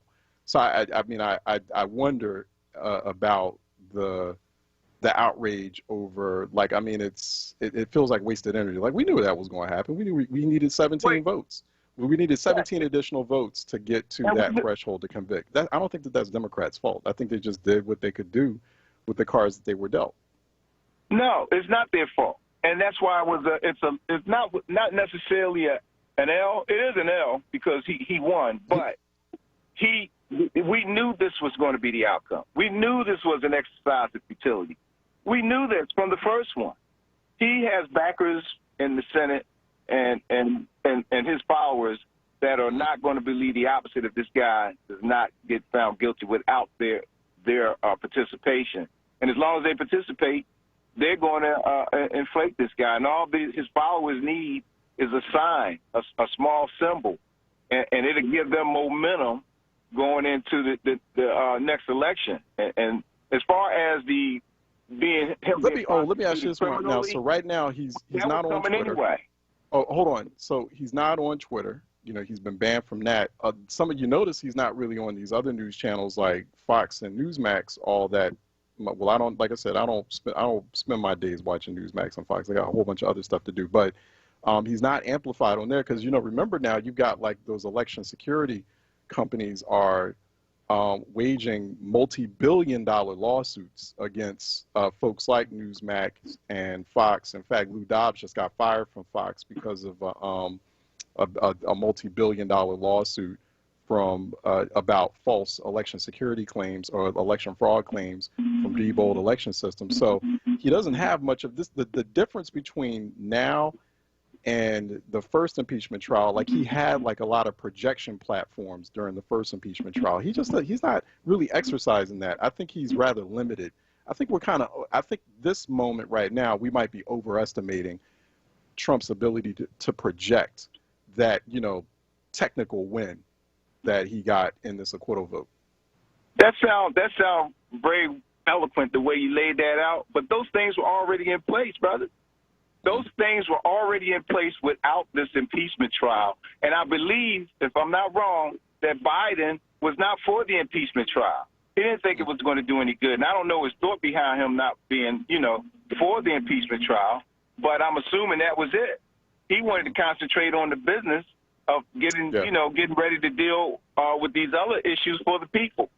So, I don't mind it because it's not my money. It's state's money. I mean, the taxes going to a waste. But what I do mind is that we start concentrating on things that don't make any difference. You know what I'm saying? Let me throw this at you, though. I think at some levels it was an essential exercise because there's an impeachment. I mean, basically everything that happened procedurally activates the Constitution. And so the Congress has to do its duty. So Congress shouldn't do its duty. Like when moments like that happen and you've got this impeachment clause set up for a moment like this, then Congress shouldn't impeach. Congress shouldn't go, impeachment managers shouldn't go through with the Senate conviction trial. I mean, that would have sent an even more profound and dangerous message if they hadn't gone through that step of what the Constitution demands. There's no sense having an impeachment clause or having these types of provisions in the Constitution. Then it's like, then the Constitution doesn't much matter at that point, or those certain provisions within it don't matter. But that's the issue, and I agree with you, and that's a good point. But it doesn't make a difference with this past administration. They're not, them or their 70 million followers are not following that. We are paying attention to that. The Democrats are paying attention to that, and there are some Republicans that are paying attention to that. But for the majority of them are still staunch supporters regardless. But thanks for the conversation, man. I appreciate the argument, brother. Thank you too, Ron. I appreciate that that conversation as well. So I want people to start thinking of that, so when they hear 75 million voters who voted for Trump, I want you to think about that in the context of 331 million people who are current residents of the United States. So that 75 million is about a little under 23% of the overall population. So, and I don't think people understand that. This is still a small minority of people compared to the overall size of the population, dictating to us how, we should live. And I'm not good with that. I don't think anyone else should be good with that. And I don't think people understand, just fully. I think start thinking about it in that sense, and then ask yourselves, do I want this small group of punks, of insurgent punks, telling me and the rest of my community, the majority of the national community, what to do? I think if we start, I think we are underestimating the extent of our potential resolve and our ability to flex either in moments like this or in response to moments like this. We need we need to start thinking in that we are like the numbers, especially collectively, against something like 22% of the population either engaged in or supporting an insurgency. There's an overwhelming majority of Americans who are against that kind of activity. Let me go to Rodney out of West Philly, who's calling for a reality check. Rodney? I appreciate the stimulating conversation and, the strategy session. And your daily contrarian contributed, Maurice contributed as usual. Now, what I was thinking about, the thing you just said about the percentage of the population voted for Trump, that was kind of a misnomer because we got to look at the voting population. But I agree that it was a necessary exercise because if you look at the old lynchings, we already knew that an all-white jury was going to quit. But years later, the FBI arrested some of them. Some of them got convicted years later. So it's a long game. There's no reason not to be as active as possible, in my opinion. The other thing I wanted to look at, we got to stay focused on House Bill 38 coming up. Because, House Bill 40? 40 is which one? No, 38 or 40? House Bill 38, the one where they want to distribute the judgeships throughout the state of Pennsylvania. they want to set up 7 regional districts so that the judges will not. You're talking about Pennsylvania House. Oh, I'm sorry. Yeah, Pennsylvania House Bill. Got it. Yeah, Pennsylvania House Bill 38. My point is that they're going to try all over the different states to start diluting our vote. We already need Stacey Abrams to have a national campaign to go all over every state because, you know, they're strategizing. I listen to conservative radio so I can understand what the opposition is doing. And they are developing a strategy to destroy voting rights right now so they can take back the House and the Senate.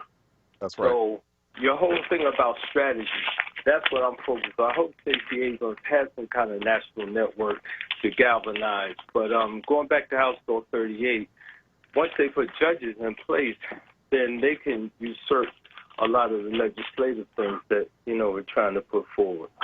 Another thing I wanted to touch on was about 3 or 4 years ago, I came across a group that was getting petitions to stop the gerrymandering.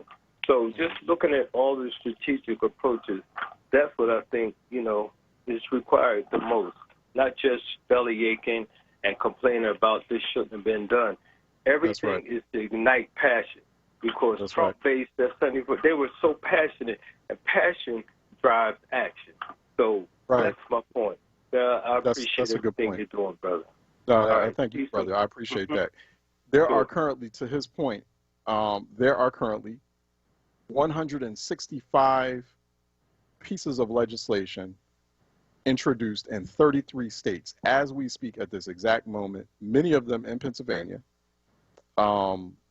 Pennsylvania is one of the top 3 states introducing voter destruction. I'm going to call them voter destruction bills because that many pieces of legislation collectively over the majority of states, that is a nuclear bomb about to be detonated over voting rights. And to my man's point just now, that's instead of the belly aching or instead of wallowing in, there's nothing that can be done, you just shrug. Like, no, you need to get, like, that's what we need to be talking about more. I've been saying 100, there are currently, I was saying it last week, there are currently 165 bills in 33 states to destroy our voting rights. Full stop. There are 165 bills. Tell your friends, frame it just like that.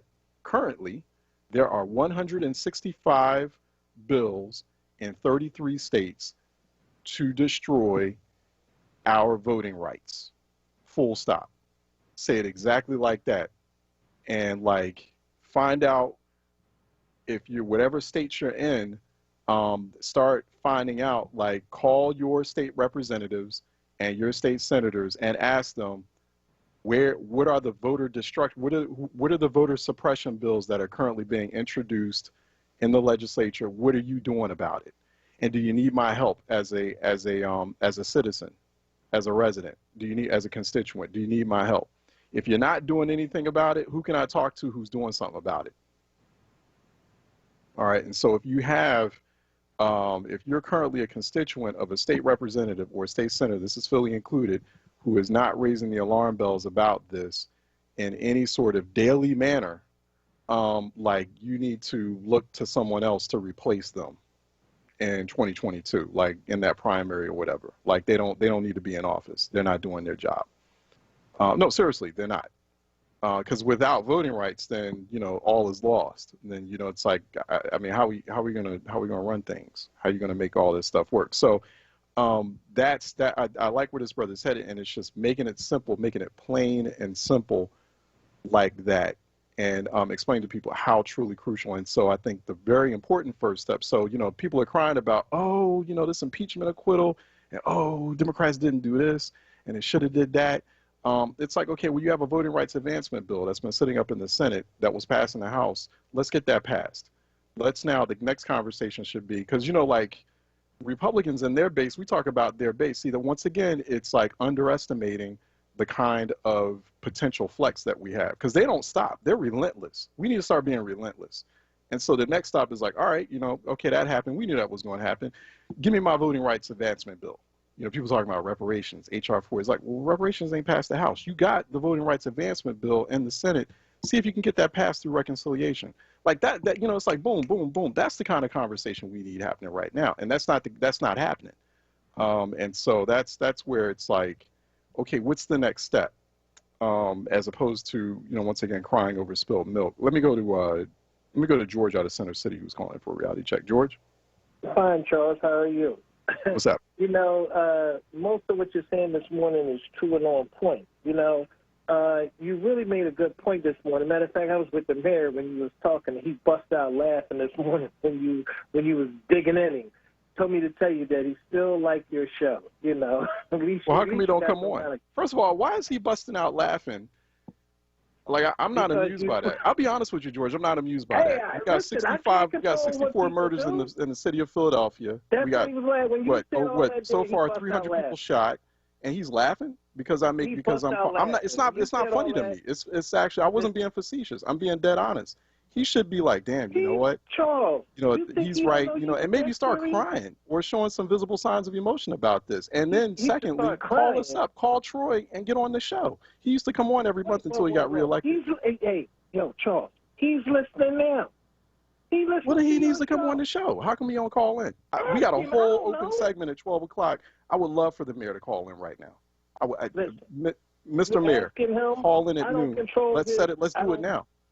Charles, I don't control his phone, his schedule, or anything, okay? He got enough time. He got enough time to drive around and laugh about what talk show hosts are saying. He got enough time to call in at noon and talk about what's going on. What's his plan for violence in the city?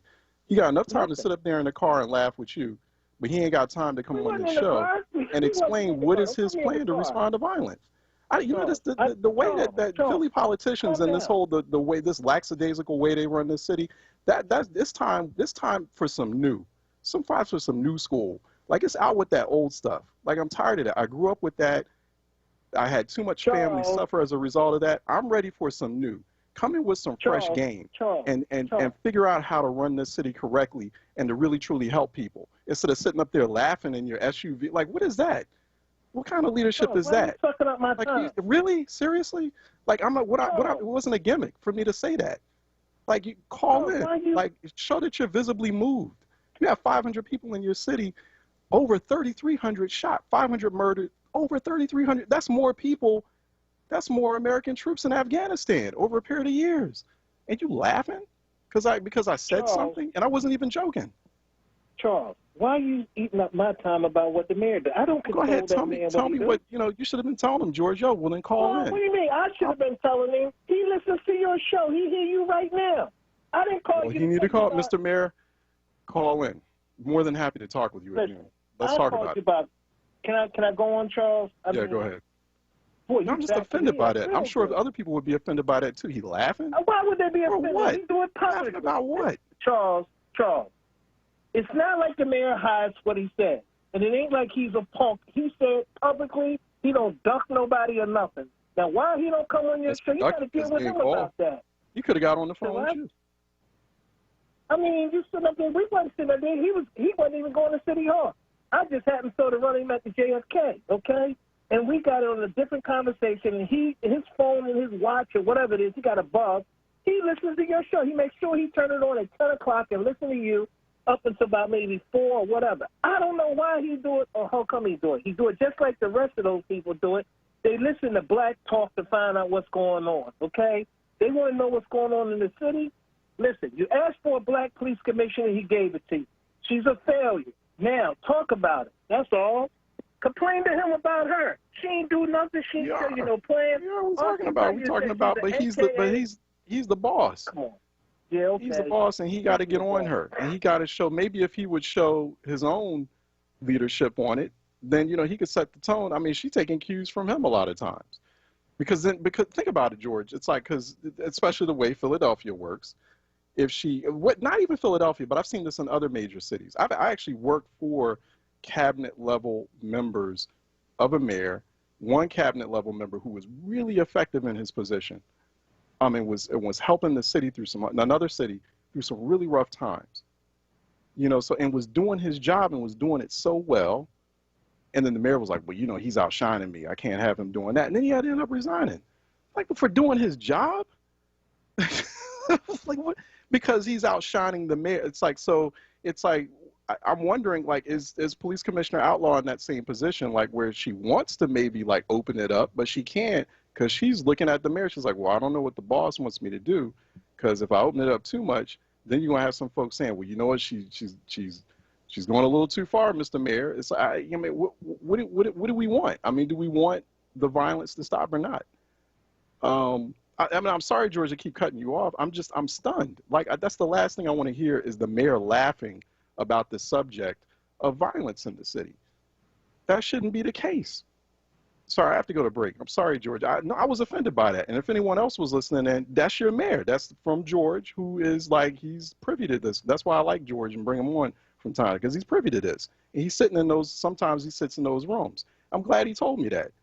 Because it's like, okay, now we see where the mayor's head is at as far as violence in the city. I was not joking. I don't joke when I talk about people getting killed. I don't joke. So, I mean, to have a report here to say that the mayor is laughing, he's sitting up in an SUV, you know, trolling around the city, and he's laughing about a comment that I made with respect to how much his city is suffering, I'm concerned about that. All right, let me take a break.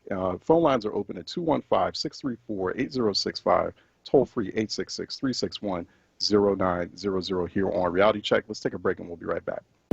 What's up, everyone? I know you know the word. No, not the station, but this word. J-O-B, that is. And our friends at Amoroso's Baking Company are hiring right now. Amoroso's has been baking the delicious bread in our community for over 100 years, and they want you to join their team today. The old and the young love Amoroso's, and they are hiring right now. Check it out. They offer fair pay and provide health, dental, and prescription plans after 90 days employment. Call 856-754-0355 or visit amorososbaking.com for details.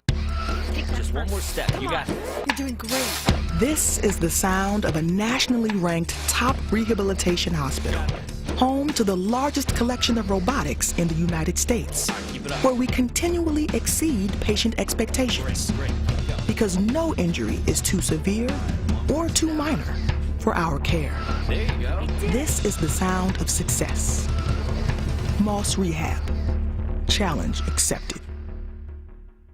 WURD Radio is independent black media. And we're able to stay independent because of our forward movement and members like you.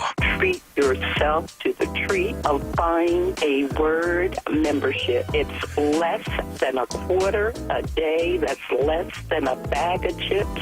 And we really, truly need to keep this platform going so that we can stay connected as we reimagine our community in 2021. Start or renew your forward membership today at wordradio.com/forward or call 215-425-7875. WURD Radio. Independent black media. Celebrating black history all day, every day. Medgar Evers. All we want you to do is keep going with this fight for freedom. When we get this unity, ladies and gentlemen, nothing can stop us. This is WURD Radio, 96.1 FM and 900 AM WURD. Philadelphia, independent black media. Reality Check With Charles Ellison right now on WURD Radio and WURDradio.com. All right. Phone lines are open at 215-634-8065, 866-361-0900. 500 people were murdered in the city of Philadelphia last year. I know they said it's 499, but I'm sure that there were a few missed. Especially, I mean, can you even rely on the Philadelphia Police Department to count murders accurately? It can't even solve 60% of the murders. So 500 people in the city of Philadelphia died last year. In addition to that, over 3,300 people shot in the city of Philadelphia. I think it was like over a few thousand shooting incidents in the city of Philadelphia. Right now we have 64 homicides in 2021. That's 33% more than at this same time, 48 homicides in 2020. And, so we've got basically more than 2 months worth like of homicides in about a month and a half. And while I'm giving analysis on that, I'm told that the mayor of the city is laughing about it. I'm just putting that. You tell me how that sounds to you. And maybe I'm wrong here for reacting the way that I did. I'm more than happy to say that I was wrong for reacting the way that I did. I do apologize, George, for cutting you off. I'm sorry. I was like just stunned. I wasn't preparing to hear something like that. I was preparing to hear, you know what? That's fine. If I appreciate if the mayor listens in, and if you know, his response, you know, sort of like his emotional response is, he makes a good point. And I don't care if he calls in or not, but he's like, you know, he makes a good point, George. You know, maybe we do need to do something else here. Maybe I do need to show a little bit more visible emotion. Maybe when people get shot, I need to put hospital visits on my schedule. Not just when police officers get shot, but when, like, you know, the good people of Philadelphia, when they get shot. You know, I need to put that in my calendar more. I need to show people, I need to show the residents that this is really, really, really serious. I wasn't expecting to get a call that someone's sitting next to the mayor, he's listening to this show, and he's laughing about it. He thinks it's cute. It's not cute. When I talk about it, it's not. Maybe other people, when they have conversations like this, and they're doing it for, I don't know, to, you know, for, as a gimmick, to call the attention to them. So I'm not trying to call attention to, like, this is a real serious job to me. It's a privilege to come on here each day and to provide this kind of perspective and facts and information to everyone. And so it's a responsibility. So I'm not trying to do it for as a gimmick. You know, yeah, it's great, you know, that I have like the kind of career that affords me the opportunity to be on talk radio, but it's not funny. Like when we have conversations about serious, last year, 2020, that was a serious conversation to me, like about voting. Zero tolerance for coming on here talking about no vote. And so what happened in Philadelphia? We won Philadelphia. And in Pennsylvania by virtue of that. So these conversations are serious to me. I don't joke around. I'm a civic dude, but I'm also fairly serious. I don't like to joke around too much, particularly on issues of that kind of magnitude. Maybe I guess that's the Philly City Hall thing. Y'all joke around. You sit up in those chambers and caucus rooms and you joke around. It's not serious to me. Let me go to Bill, and maybe that's why stuff's not getting done, because maybe y'all joke around too much. Let me go to Bill out of Lansdowne, who's calling in for a reality check. Bill? How you doing, Charles? How you doing, sir? Yeah, that call threw me off, too. I still want to talk about the impeachment thing, but sure, I think Kenny is the worst mayor in my lifetime. I mean, other than Rizzo, but Rizzo at least took care of his people, right? Kenny is like Trump. He's lazy. He's the worst mayor I've ever in my lifetime, right? And then for Brother George, I mean, he was very critical of Street and Nutter, but then he defends this dude. But that for him to be, if it's true, that's unbelievable for this guy to be laughing about all these damn homicide, right. And you can't just blame it on the police commissioner. He hired her. Right. But listen, let me just stop there. But Kenny is the worst. Is the worst mayor ever. He's lazy. First of all, he's lazy. But let me get with the impeachment thing, because I just wonder, because people are not looking at this correctly. And Maurice, like Maurice, like his calls, but I think he's missing the boat on this, right? This is like a 15-round fight. This is the first round. It's like a body beat. They beat the hell out of his body in this first round, because the thing is, they exposed the wounds in the Republican Party and the fractures in the Republican Party. Democrats did an excellent job. Right, I'm a person who loves legal cases. I used to love court TV, right? And the worst thing you could do is bring a witness in, ask a witness a question that you don't know the answer to. That could blow your whole case up, right? So witnesses are somewhat dangerous. And you look at their trials, the Republicans didn't even defend this nonsense, right? And they didn't have time to do a real investigation. But now what they want to do now is you do the 9/11 Commission, then followed by the 14th Amendment, right? This guy is facing multiple cases, criminal and legal, in multiple states. If Trump survives all of these things, let me just say this to you, then I'll vote for him in 4 years. Because like they said, Matthew, is he the one or should we look for another? He's the one. If he survives all of this, he's the one, and I'll vote for him. So, no, this is a great deal. There was no downside to it. It was house money. The Democrats were playing with house money. So for people to look at this differently and say he took a loss, you feed into that nonsense that the media tells you, right? Think for yourself. So to me, no, it was did a great job. You couldn't do anything better. And then it's just, he's not going to, he can't survive all of these things that's going to happen to him. So not all I at just want once. to say that, but again, I want to end with the Kenny thing because I felt that was absolutely offensive for him to be laughing about what you said. And I'm glad you didn't play into it by saying, oh, yeah, really? And that's crazy. So thanks, Charles. I mean, thank you. No, thank you, Bill. Bill, really, I like the way you frame that. Like it's a 15-round battle since the first round, and he got body blows all over him. He bruised up. No human being, I don't care how many billions of dollars, not like he's the richest man in the world anyway. He's not like Jeff Bezos. So like if he was Jeff Bezos, it'd be like, well, I don't know if we can knock him out. He's got a lot. He got money for centuries to last through these lawsuits. I mean, there are so many different legal challenges that are either happening at this moment, that are in play, or that are about to be filed.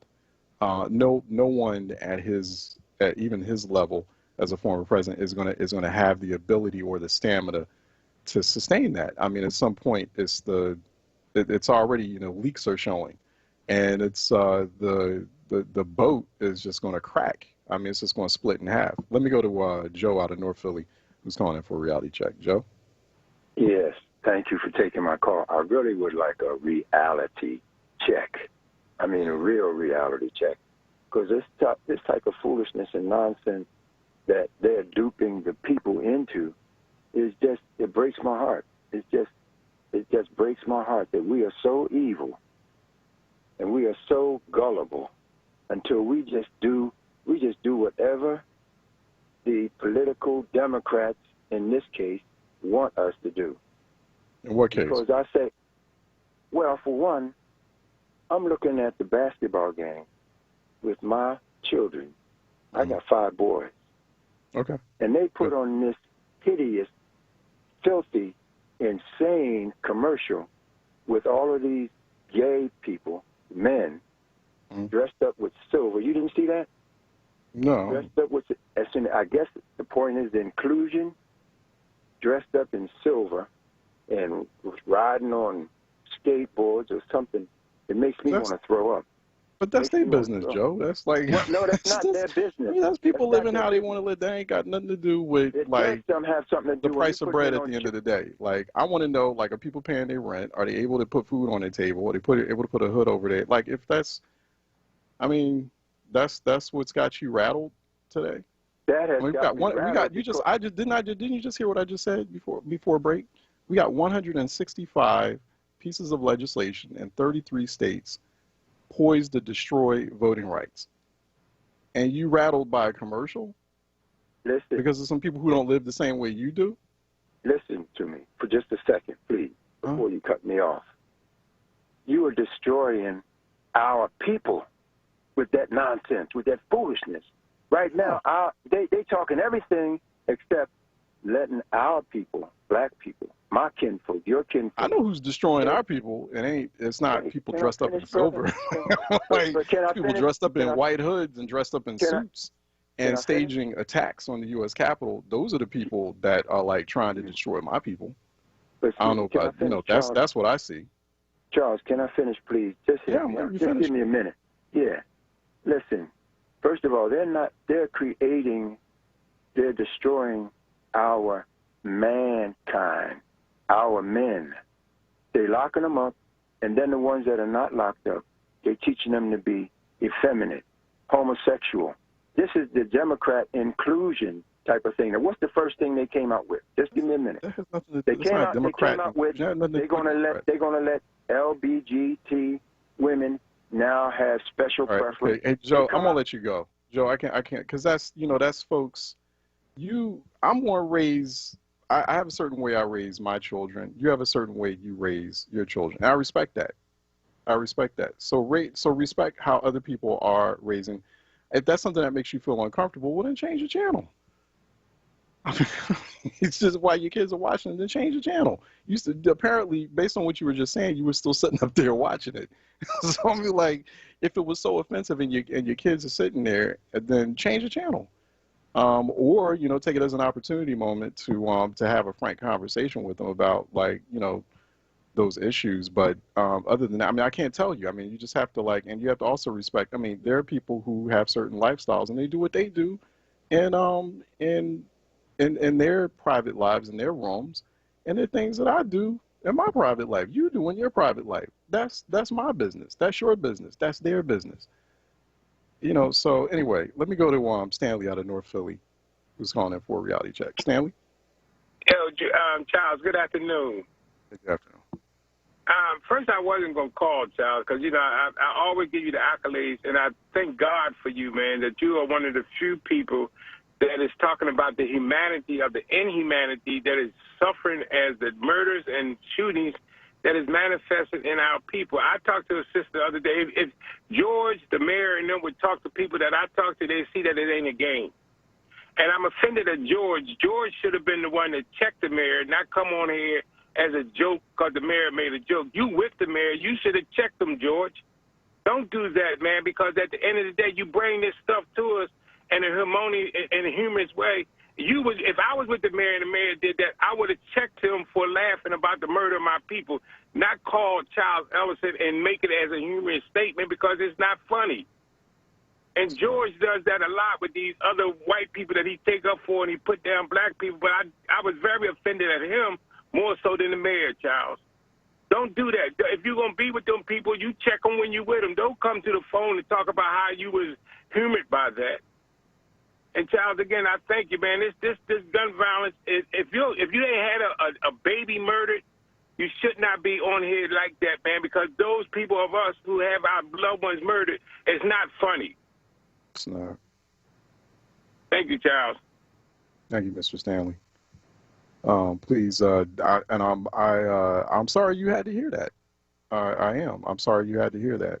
You shouldn't have heard that. You should have heard that, you know what, that your mayor is visibly upset. I don't know, you know, like, before you call in, like, I don't, you know, make it up. Like, other than saying that the mayor's laughing. Anything but that. And so, like, Philly's just a very cold-blooded place. It's a very cold-blooded, and then people wonder why the violence is so extreme or is getting out of hand in the city. When you have that kind of inhumanity or lack of concern on the most basic level, then it makes sense. Then it's like, oh, okay, that's why it's so violent in the city. Let me go to Jacob out of Alney, who's calling in for a reality check. Jacob? Hey, peace be unto you, Brother Ellison. How you doing today? Peace. All right. I could be better. Yeah, well, you know what? You know, Charles, look, let us never get mad at a person who tell us what they're working with, right? Because we know what you're working with now, and we know what we got to do. And I'm thankful that I was shown in that case against Trump that the people who presented that case just I'm a Muslim, man, and when something good happens and when something bad happens, we always shout Allahu Akbar, right? When I was looking at their presentation and the things that they did, I would consider myself a devout Muslim. I said Allahu Akbar so much. I thought I was in prayer. But you know what? We got to be real careful. You talk about people's lifestyle. There ain't a better a person that knows politics and work it like Stacey Abrams, right? Mm-hmm. We got to stop that division thing because being LGBTQ, that's not Republican or Democrat. That's a human issue. And they're human beings that in this democracy that Stacey Abrams, I hope she get the Nobel Peace Prize and all of the other stuff that go along with it. First of all, if that happened, that would kill Trump. He would fall over, he would fall over dead. If she got it and he didn't get it, oh, my God, that would kill him right away. But anyway, We got to be careful. I mean, I'm going back to just last week. I had a very, very close. She might be listening, and I'm not going to share the details of her tragic loss. A very, very, very close dear friend of mine who lost her son. Son was in the mid-30s, a brother, and just suddenly, from something very sudden that happened, he was in another country. They're up here, her and the husband, her and the father up here in the mainland in the U.S. He's in another country, and he was a scientist. And I mean, this brother, if he had kept on living, I swear to God, he would have gotten a Nobel Prize for the type of research he was doing. The type of research he was doing was highly influential. Some of it actually contributed to vaccine development. Lost his life. He was married, and he was married to another man in that other country. And we were on this virtual funeral, my wife and I and my 15-year-old were on this virtual funeral with a couple of hundred other people, some people from the other country, the husband's watching, and to see the pain in that husband's face. I mean, just the pain of having to lose his husband. It really, it affected my wife. It affected all three of us. We're like, oh my gosh, like he was really just, it broke it, like it was watching his heart breaking. So I'm like, I don't. If it's love, it's love. You know, like, I don't have time for that conversation. Like I mean, clearly that brother is in love. He just lost his partner for life. It was heartbreaking. I'm visualizing it now. It was heartbreaking to watch. I'm sorry. Go ahead, Jacob. But you know what? What kind of hate would destroy that type of love if you human? Right. And you ain't none of us God, ain't none of us perfect.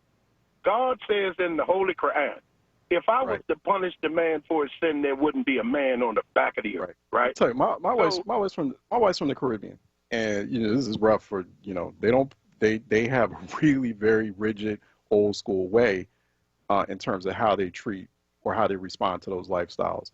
It affected, let me tell you, and she grew up in that kind of environment. She had to step away, and it affected her physically, watching this man, his heart broken. She's like, oh my God. She's like, I feel so bad for her. She's like, that's just so terrible. I'm sorry, go ahead and finish up, Jacob. Well, I didn't mean what you said. Quickly on this other thing. You said it earlier. Why don't we let experts do their job? Now, they talking this stuff about Trump family running. I'm not a betting man, Charles, but I bet you that they couldn't even spell politics right. If you told them right now, pick Ivanka or whatever them people, any of them, say spell politics, I guarantee you they get it wrong. Now, how do you put somebody in the spot of an electrician and tell them to go out and do the work, and they have no experience in electricity? Who does that, right? You take a person because you like their name or this, and you put them into politics, and they don't know anything about it, and wonder why this thing is all messed up. And in Philly here, we know this. If it would have been 500 white people killed, it would have been a health emergency, whatever emergencies could have been, it'd have been to the highest degree, right? We know that. Mayor be calling in, he'd be crying, he'd be bawling. Mayor be bawling. Oh, my God. Be tears all over the phone. Yes. I put money on it. We got tears all over the phone. We got to do triage. Bawling. Yeah. We got to do triage. We saved the democracy, right? Now we got time to look into our hood because, again, with triage, you get the most important hurt person first, right? Then you work it down. And that's what we have to do in our community. But we absolutely saved this democracy this time, and I hope a lot of white folks done woke up. And they're leaving the Republican Party by the thousands. So we'll see with this 22. And that's what you're talking about, Charles. Let us get to work for 22 because we know what we got to do, right? Thank you, Charles. Thank you, Jacob. Peace. I'm going to make this one last point. I'm sorry, Troy. I know I'm late, but I have to make this last point. It's not just important for the mayor to grieve over the death and destruction and poverty in his city. it's important for all of us to be grieving about that, particularly Black people in the city of Philadelphia, because that's the vast majority of people who are getting killed and shot and maimed and murdered and struggling through hunger and poverty on a daily basis. If we're not showing grief, if we as Black people in the city of Philadelphia, or any place for that matter who's going through this, because a lot of other places are going through it as well, but if we're not showing grief, if we're not showing the wells of emotion that are inside of us and how truly upset we are about this very tragic, sad situation, how do you expect someone like Mayor Kenney to care? How do you expect them to care? Because if we're not grieving, we're not openly grieving, that's why it was, no, it's not cute. I guess because of the way Philly politics is, I guess I think that I was going to be like, oh, he is listening? Oh, have him call in. Wow, okay, well, because we need to talk. I'm in grief. I'm in grief. Every day I'm looking at those numbers. I may not be there at those street corners. I may not be there at those crime scenes. But I talk to folks offline, and I do, and I look at those numbers and I look at those news reports, and it's, and sometimes I'll sit there next to my wife. I'm like, hey, read this. Look at what's happening. And I'm grieving. I'm grieving. And I honestly, everyone who's in City Hall, all of us in your homes, I would recommend that you all grieve too. And let them know, let them see it. Let them see it. Let them know that we care and we need them to do something. And in the meantime, let's all start doing something ourselves. Let me take a quick break, and then when we come back, we have to go to Nicolette Lewis-Saint, who's calling in. She should be showing up on WURD TV. We're going to talk about vaccine distribution and the pandemic. That's coming up next. Healthcare Ready segment's coming up next here on Reality Check 96.1 FM, 900 AM, WURDradio.com, WURD TV, WURD app. Stay tuned. We'll be right back. Did you know you can use LIHEAP to pay your PICO bill? Last year, PICO customers received almost $17 million in free LIHEAP support. This year, take advantage. This deal is first come, first served. Apply now. Call 800-34-HELP-4. Clark Roofing salutes Black History Month with over 30 years of quality roofing experience, providing exceptional customer service, honesty, and professionalism. For service, call 215-365-ROOF. That's 215-365-7663. Reality Check with Charles Ellison right now on WURD Radio and WURDradio.com. Okay, there you go. We got you right on, Nicolette. It's great to see you. This has been a really tough show today, but it's good to see you. Good to see you doing all right. We got Dr. Nicolette Lewis-Saint, Executive Director with Healthcare Ready. Go to healthcareready.org for more information.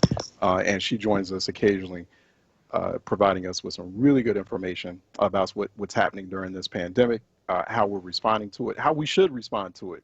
Nicolette, how are you doing? I'm doing all right. How are you? Hanging in there. So I wish I could be better. So it's just a lot of real serious issues, and the violence in Philly is just not good. It's just not good. So that's something to talk about at a later point. Maybe that's another session, because that deals with healthcare. Absolutely. Right? Has that something? Well, real quick, I don't mean to put you on the spot about this, but is that something that public health, emergency responders, emergency management professionals are talking about? Because there's a high rate of violence that's happening in all the cities. Pandemic has like unleashed it in a big way, and it's so bad. Like, I'm seeing international magazines cover how bad the violence is in multiple American cities, including Philly, across the country. Is that a subject that's coming up? You know, it is. From a public health perspective, the discussion about root causes of community violence has been something that I'd say over the last 5 years has been gradually creeping up. One of the questions in a number of cities as it relates to emergency management is, what is the role of emergency management when it comes to uprising, civil unrest, or community level violence? And what I've seen is that there is a conversation about it and an understanding that there may be a role There's certainly a public health consideration that has to be weighted. But in the social determinants of health conversation, understanding that there are, sociological, ecological drivers that actually shift our outcomes. I think that's where I've seen it more squarely. And I think the conversations about de-escalation practices, the role of community policing, restorative justice have integrated into our space with that in mind. But, the truth of the matter is there are a couple of things that the pandemic has unearthed, and the economic stresses and pressures coupled with the fact that, the psychological safety associated with being able to shelter in place or stay at home is not there for everyone. And those are challenges that I think emergency management hasn't taken on as their own. They see it more as that's a systems issue that has to be addressed, and then if appropriate, we can plug in. And there are historical reasons for that. Remember that a lot of emergency management is rooted in former law enforcement and fire chiefs. I could easily make the argument that those are not the people that you want stabilizing a community that's being impacted by violence. But at the same time, it is a public health issue with a lot of health and economic drivers that would require a lot more funding and a different type of funding to public health to be able to do it well. That's a very good point. I didn't realize that. But you're absolutely right. That's when and it's been a long while since I worked in that space, worked in that kind of capacity, especially on a local city level. Right. Yeah, you do find, most of these folks are like retired police, retired military, retired. And, I think they do fulfill certain kinds of roles. Yeah. But particularly when you're looking for that human piece, that's the conversation we're having today is like the way without you don't have to go into this, Nicolette, but just to kind of give you some background of why I'm feeling the way that I'm feeling and why a lot of other listeners are feeling the way that they're feeling. The way the political class or the political leadership in the city is responding, that lack of humanity, that lack of human element, that lack of like open, empathy, just the basic empathy, to set the tone and show, hey, you know what, this is really serious. We've got to do something here. There's people being victimized. What do I do? That can lack in that kind of response. Real quick, then speak to that too. How just I know it's not something very technical, and I know it's not something that's very based on any sort of empirical evidence. But I don't know. Just empathy, just showing human emotion. It's been my experience. Showing human emotion in times of emergency and tragedy really helps. Absolutely. So I think it's interesting because one of the, even as I reflect on my career and the things that people are asking me to talk about the most right now, they are technical issues. But I think what roots and grounds the work that I in particular do is this notion of empathy, is the idea that there has to be policy that's rooted in compassion. There has to be an understanding of the lived experience that causes and drives certain outcomes. It's not enough to just talk about a policy if you're not also trying to understand how that policy and the politics around it impact people. Yeah. I think what I've seen is that oftentimes we are so prone in policy and politics to move towards blame, that the quicker we shift to blame, the faster we lose that empathy. And when it comes to violence, I think there's often a sense that the offender does not care. Yeah. The offender is not connected to that harm. And I think that's something that I've seen in particular parts of public health and mental well-being communities and restorative justice communities really embrace the idea that when there is violence, everyone is harmed. Yeah. But it's not something I'm seeing political leadership specifically embrace. I want to call out my mayor, though, in Baltimore, Mayor Brandon Scott, who I think has been leading in a way that is more compassion-filled. I have seen that. Yeah. And he's very new. He's very fresh and new, and I have been seeing that. I would say this, though, as somebody who's known him for a while, he's new in his role as mayor, but he has Right. been a city councilman. He was city council president for a few years, and Right. he's from here, That's right. and has been very rooted in community. And I think it impacts the way that he leads. He's leading in a way that is probably more authentic to who he is as a person. But I think because of that, the compassion and the empathy permeates even when he acknowledges the lives lost, asks for assistance, tries to determine, how to coordinate. It's not punitive. It's not rooted in this idea of we have to bring them to justice and then it will be done. It's rooted in we have to heal our community. And you don't see him openly laughing Right. or just Never. not taking the situation seriously. Yeah, it sounds like the Philadelphia mayor needs to talk to the Baltimore mayor, get some coaching tips on, hey, this is how you respond emotionally to a gun violence crisis in your city. Right. Absolutely. Yeah. Thank you for that. I wanted to talk to you about pandemic vaccine, but I realized when I had you on, Nicolette, and we were having this really intense conversation before you came on about violence in the city, and but I just thought, that's violence is something that emergency preparedness healthcare systems have to prepare for, have to respond to, and have to act on. So thank you for that. You gave me some food for thought.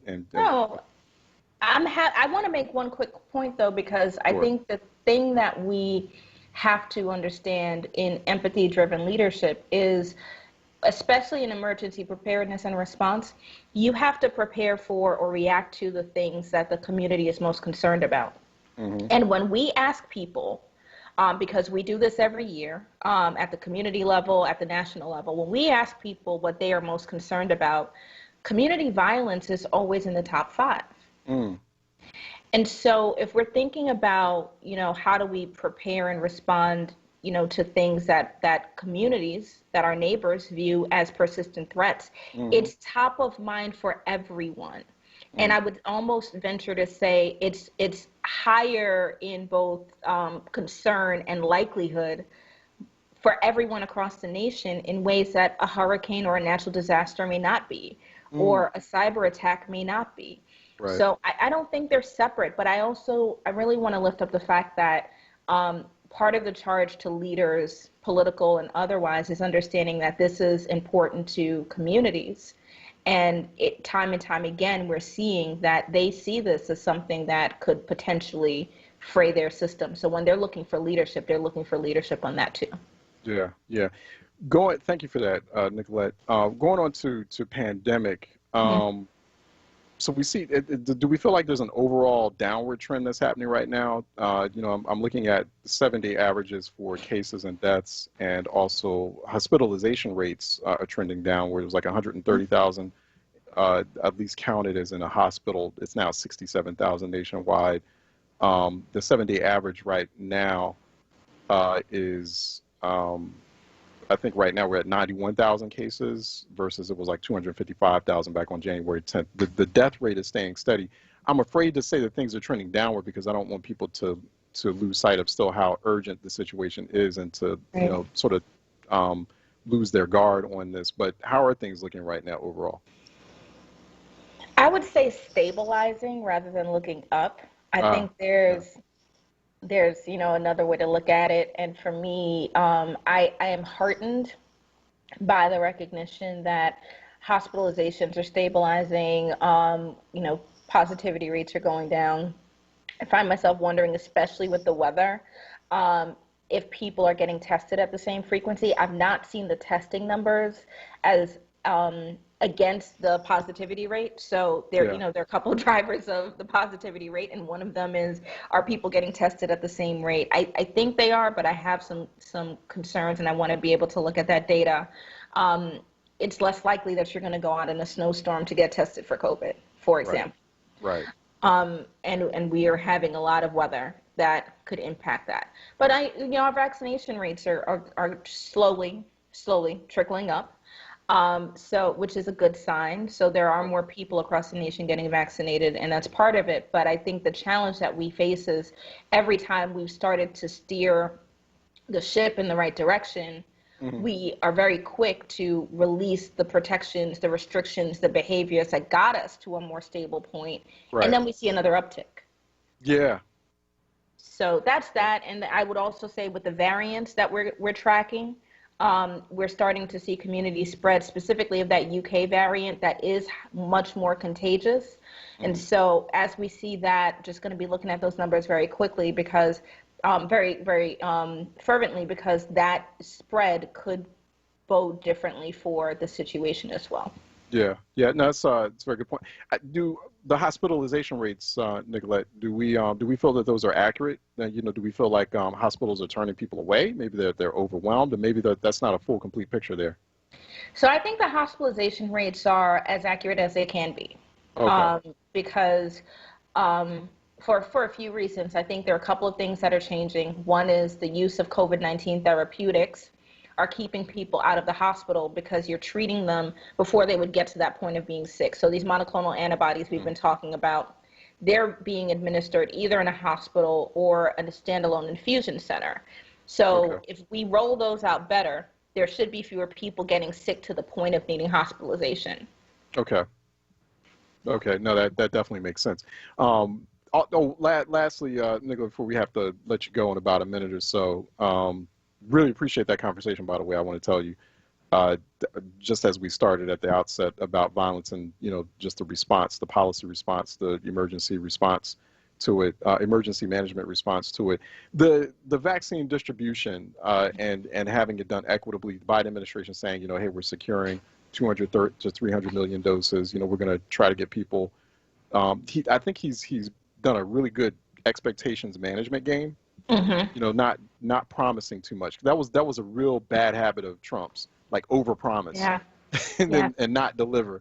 Right. Biden is underpromising. He's like, okay, I'll see what I can do, and then just I don't think people expected that announcement. Hey, I got 200 million doses for you. Maybe close to 300 million. So we've sped up the calendar towards herd immunity. You think? Because before it was like, oh, we'll have this done by Christmas Eve. Now it's looking more like end of summer, top of fall. Yeah. So I'm very pleased with myself, and I rarely say I told you so, but I know that I came on this show and specifically said Christmas Eve was never going to happen. You did say that, right? You did say that. Yeah. I think fall is reasonable. Yeah. There are two things. There's having more vaccine and then getting people to vaccine. And I think on equitable distribution, it's more about the latter. So we know that there are some really good policies that are in place at the state and local levels, but also some kind of not so great ones because states and locals are being asked to handle this themselves. So when we get to the point of really at community distribution, we want to be at a point where we have enough supply for anyone who wants a vaccine. Yeah. That's what those 200 million additional doses are going to get us closer to. I don't know if it's going to get us all the way there, but it's closer. Okay. And so that's where we're going to be at a conversation about how do we get vaccines to communities. And when I say communities, I mean mobile vans going around a community, going to construction sites and churches and other large aggregating points where people, transportation hubs, bus depots, where people can get to them. And then you've got to get to them again, right? Yeah. So that part, really leaning on how we can engage the faith-based community and others, but really understanding that that part of the rollout is going to be how we get to herd immunity. So everything we're doing now is important, but we're not going to get even close to there until we get that part done well. I was having a really good conversation too the other day, last week, Nicolette, with an urban planner, Black urban planner up in Chicago, Pete Saunders, and we were talking about like urban planning and vaccine distribution, how like I think there's a need, and he was absolutely saying, now there's a need for, especially in moments like this, one, urban planning, that space has to be much more inclusive and diverse so that you can add those perspectives in there to, because that's a constant problem I'm hearing about is the inaccessibility of vaccine distribution or administration centers. They're not factoring in that like lots of people in major urban centers don't drive, or they rely heavily on mass transit. Right. And so I think there's that conversation, the conversations between urban planners, emergency planners, I think it's just going to be really key. And I think, there's some examples of how urban planning has played a role in how emergency management has performed in the past. Yeah. Most civil unrest response relies on transportation routes that were determined by urban planners, for example. So when we're thinking about where to put, mass vaccination sites or where to determine where there may be deserts of various types where there has to be an additional effort, that is going to rely on information that planners would have most naturally.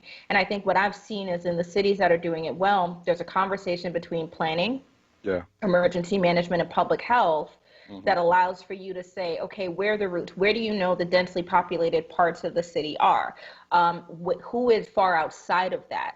How do you understand intersections, right? Because there's one thing to say this is where a lot of people are, but there's another thing to say this is where a lot of people frequently go. And when you're trying to get to 2 doses, you got to get to that frequency so that you can get to them again. So I absolutely agree, but I think there's a layer into this that's about having enough vaccine so that when you figure out all these beautiful plans and work out all of these, schemas of how it's going to go, you've got something to actually deliver. Yeah, you do. Nicolette Lewis-Saint is Executive Director of Healthcare Ready. Go to healthcareready.org for more information. Add Dr. N. Lewis-Saint for more there to engage you there. Dr. Lewis-Saint, thanks so much for your time. Appreciate you as always. All right, take care. Be safe. Okay, take care. Let me take a break, and when we come back, we'll just open the phone lines as we wrap up this Monday edition of Reality Check. 215-634-8065, 866-361-0900 here on Reality Check. Let's take a break. We'll be right back. Ambition. You can't measure it, configure it, or bottle it up. But when you have it, you know it. It's that little voice in your head that says, you're not done. You want more. At WGU, we know all about ambition. We're a university that is rewriting the rules of higher education, making it more accessible, affordable, and student-focused than it's ever been. Because we know you won't rest until you reach your goals. Neither will we. WGU. Ambition never rests. Apply now at wgu.edu. Okay, Her's new fire potato chips and cheese curls, they are spicy. Whew, they're hottest snacks yet. Hold on. Whew. But it's not just heat. There's some nice sweet and savory stuff going on too. Ooh, there's that heat again. It burns, but it burns so tasty. Ooh, that's hot. Find Her's Fire Snacks at your store today. Whew.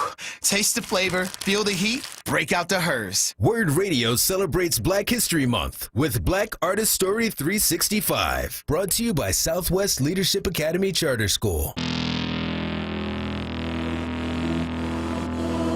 Welcome to Black Artist Story 365.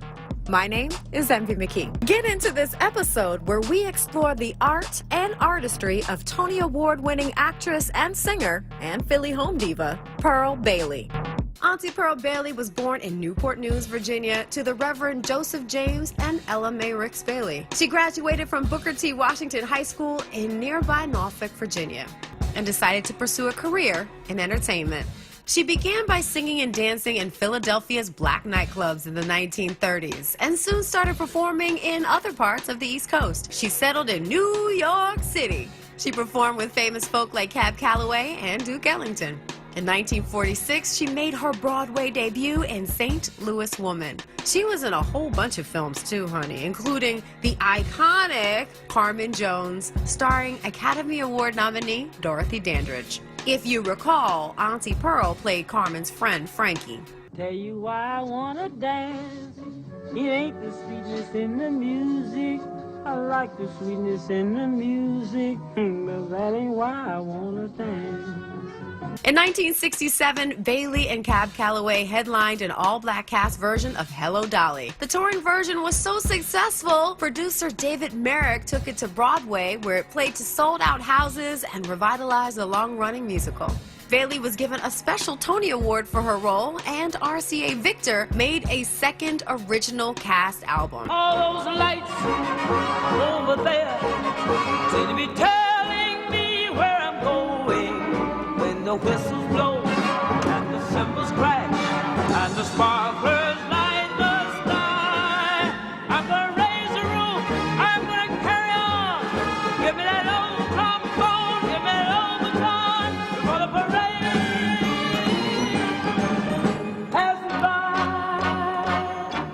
So that's it for this episode of Black Artist Story 365. My name is Envy McKee. To hear more, tune in to The Envy McKee Show, Friday nights, 7 to 10 p.m., right here on WURD. Black Artist Story 365 was brought to you by Southwest Leadership Academy Charter School and the Pennsylvania Lottery. Get to winning with Win, Win, Win, the new scratch-off from the Pennsylvania Lottery, with top prizes of $500,000. Players must be 18 or older. Please play responsibly. Benefits older Pennsylvanians every day. Reality check. With Charles Ellison right now on WURD Radio and WURDradio.com.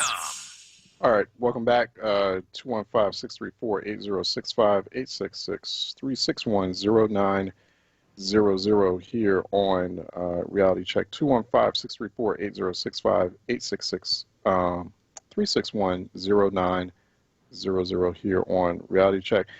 Don't forget to sign up for your 4WURD membership today. Go to WURDradio.com, WURDradio.com/join now to renew or activate your brand new 4WURD membership and support Black History 365 days a year, Black History nonstop. And we do that every day here at WURD. You support us, and we're definitely continuing that mission to support you and to bring you this very important critical intelligence, these important conversations, and to highlight the issues, the struggles that are important to you. That's what we do here on WURD. You want to continue that? Please become a 4WURD member today and let them know that Reality Check is your favorite program, on WURD. Just put in the word check at the checkout counter, check, and that will indicate that you are showing Reality Check is your favorite daily dose of public affairs. And I know we have some very serious conversations on here, and I know sometimes people are like, oh boy, it's it's not a whole lot of fun and games on here, but it's not a lot to be fun and games about these days. We got a lot of serious issues, so this is serious business time, 3 hours a day, at least 4 days a week here on Reality Check. But that's what we've got to tackle these issues head on. So we do that on this program. WURDradio.com/join now for more on your 4WURD membership. Let me go to Yusuf out of Oak Lane, who's calling in for Reality Check. Yusuf? Yes, good afternoon, Mr. Ellison. Peace. Good afternoon. You know, I appreciate how you started off your show. You went right into the climate and the crime, and you're consistent. You're very, dedicated, and you're a man of your word. You don't just talk the talk; you walk the walk. The climate. I want to get on that first. You know how you take oil and put it in a jar or a cup, and then you put water, and the heavier oil settles at the bottom and the water rises to the top. Yeah. That's what you're dealing with the climate. See, you have the Arctic and the Antarctic. And that's why Texas and other southern-like states are now experiencing colder weather than they did hundreds of years ago, because the Antarctic is rising to the top. And the hotter weather is settling at the bottom, because they're not used to that kind of weather because of the global warming.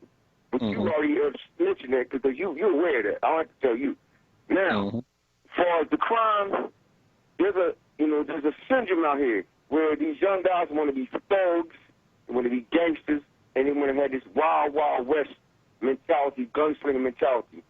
Yeah. And until they start realizing that those old gangsters from the 20s and 30s, the Al Capones and the Dutch Schultz of the world, they were illiterate. Okay, they never made it to high school. And everything they could do was grab a gun and act like they were tough. I'm going to tell you something what Al Capone said when he was sent to Alcatraz and found out how tough he really wasn't.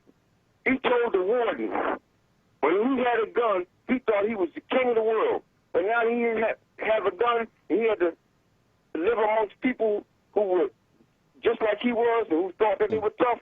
He realized how tough he really wasn't. When he got out, he got away from it. I'm saying? So these guys got to start realizing you're not a thug, you're not a gangster, and you're not a gunslinger, because all those dudes that you're trying to mimic, even though you call them old and decrepit and look at them as, past tense, but you're still trying to be like them, they was illiterate. They had no education. That's why they did what they did. Okay, thank you, man. That's right. Yeah, because they were insecure. They were insecure and they felt inadequate because of that lack of education, because of that high level of illiteracy. And I thank you for that, Yusuf. Thank you for making that point. You know, you see that direct linkage between illiteracy and people in Philadelphia should not be surprised by the high rates of violence that are happening in the city. It shouldn't be something that surprises any of us. When you see the conditions in the city and you see these long-standing structural problems that are afflicting the cities like Philadelphia and others that are dealing with high violence rates. So it wasn't just pandemic came around and then suddenly, you know, threw a lot of people out of work. And yeah, pandemic just essentially had aggravated and exacerbated what was already there, but it was always there. So, you know, people should not be surprised when, you know, just as like Yusuf just explained it. And so, you know, there's that direct link. The less educated fools out here are, the more, you know, inclined they are to commit these very horrific, grisly acts of violence. You know, hence, you know, or just by what you were hearing, Yusuf's analogy of Al Capone, and Al Capone being illiterate and essentially, you know, admitting that all those years and all the violence that it was nothing cute or anything eloquent at all about the type of person that Al Capone was. He was an evil man. And he ruined a lot of people's lives, and he put a lot of people, he killed a lot of people, and you know, and destroyed a lot of otherwise happy families. So you have that same kind of thing that's happening, that same kind of attitude and mindset that's happening in Philadelphia today, and a lot of it because people are dealing with, you know, the perpetrators of this violence, who are spurred to that point.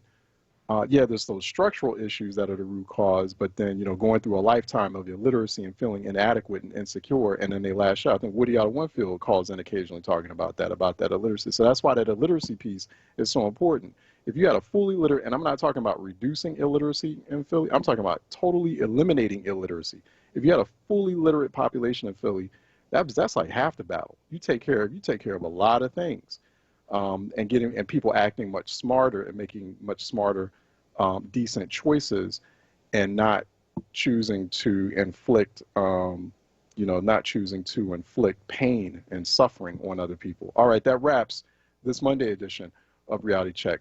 God willing, hoping back to talk with you tomorrow, 10 a.m. sharp. And everyone out there, please stay smart, stay sharp.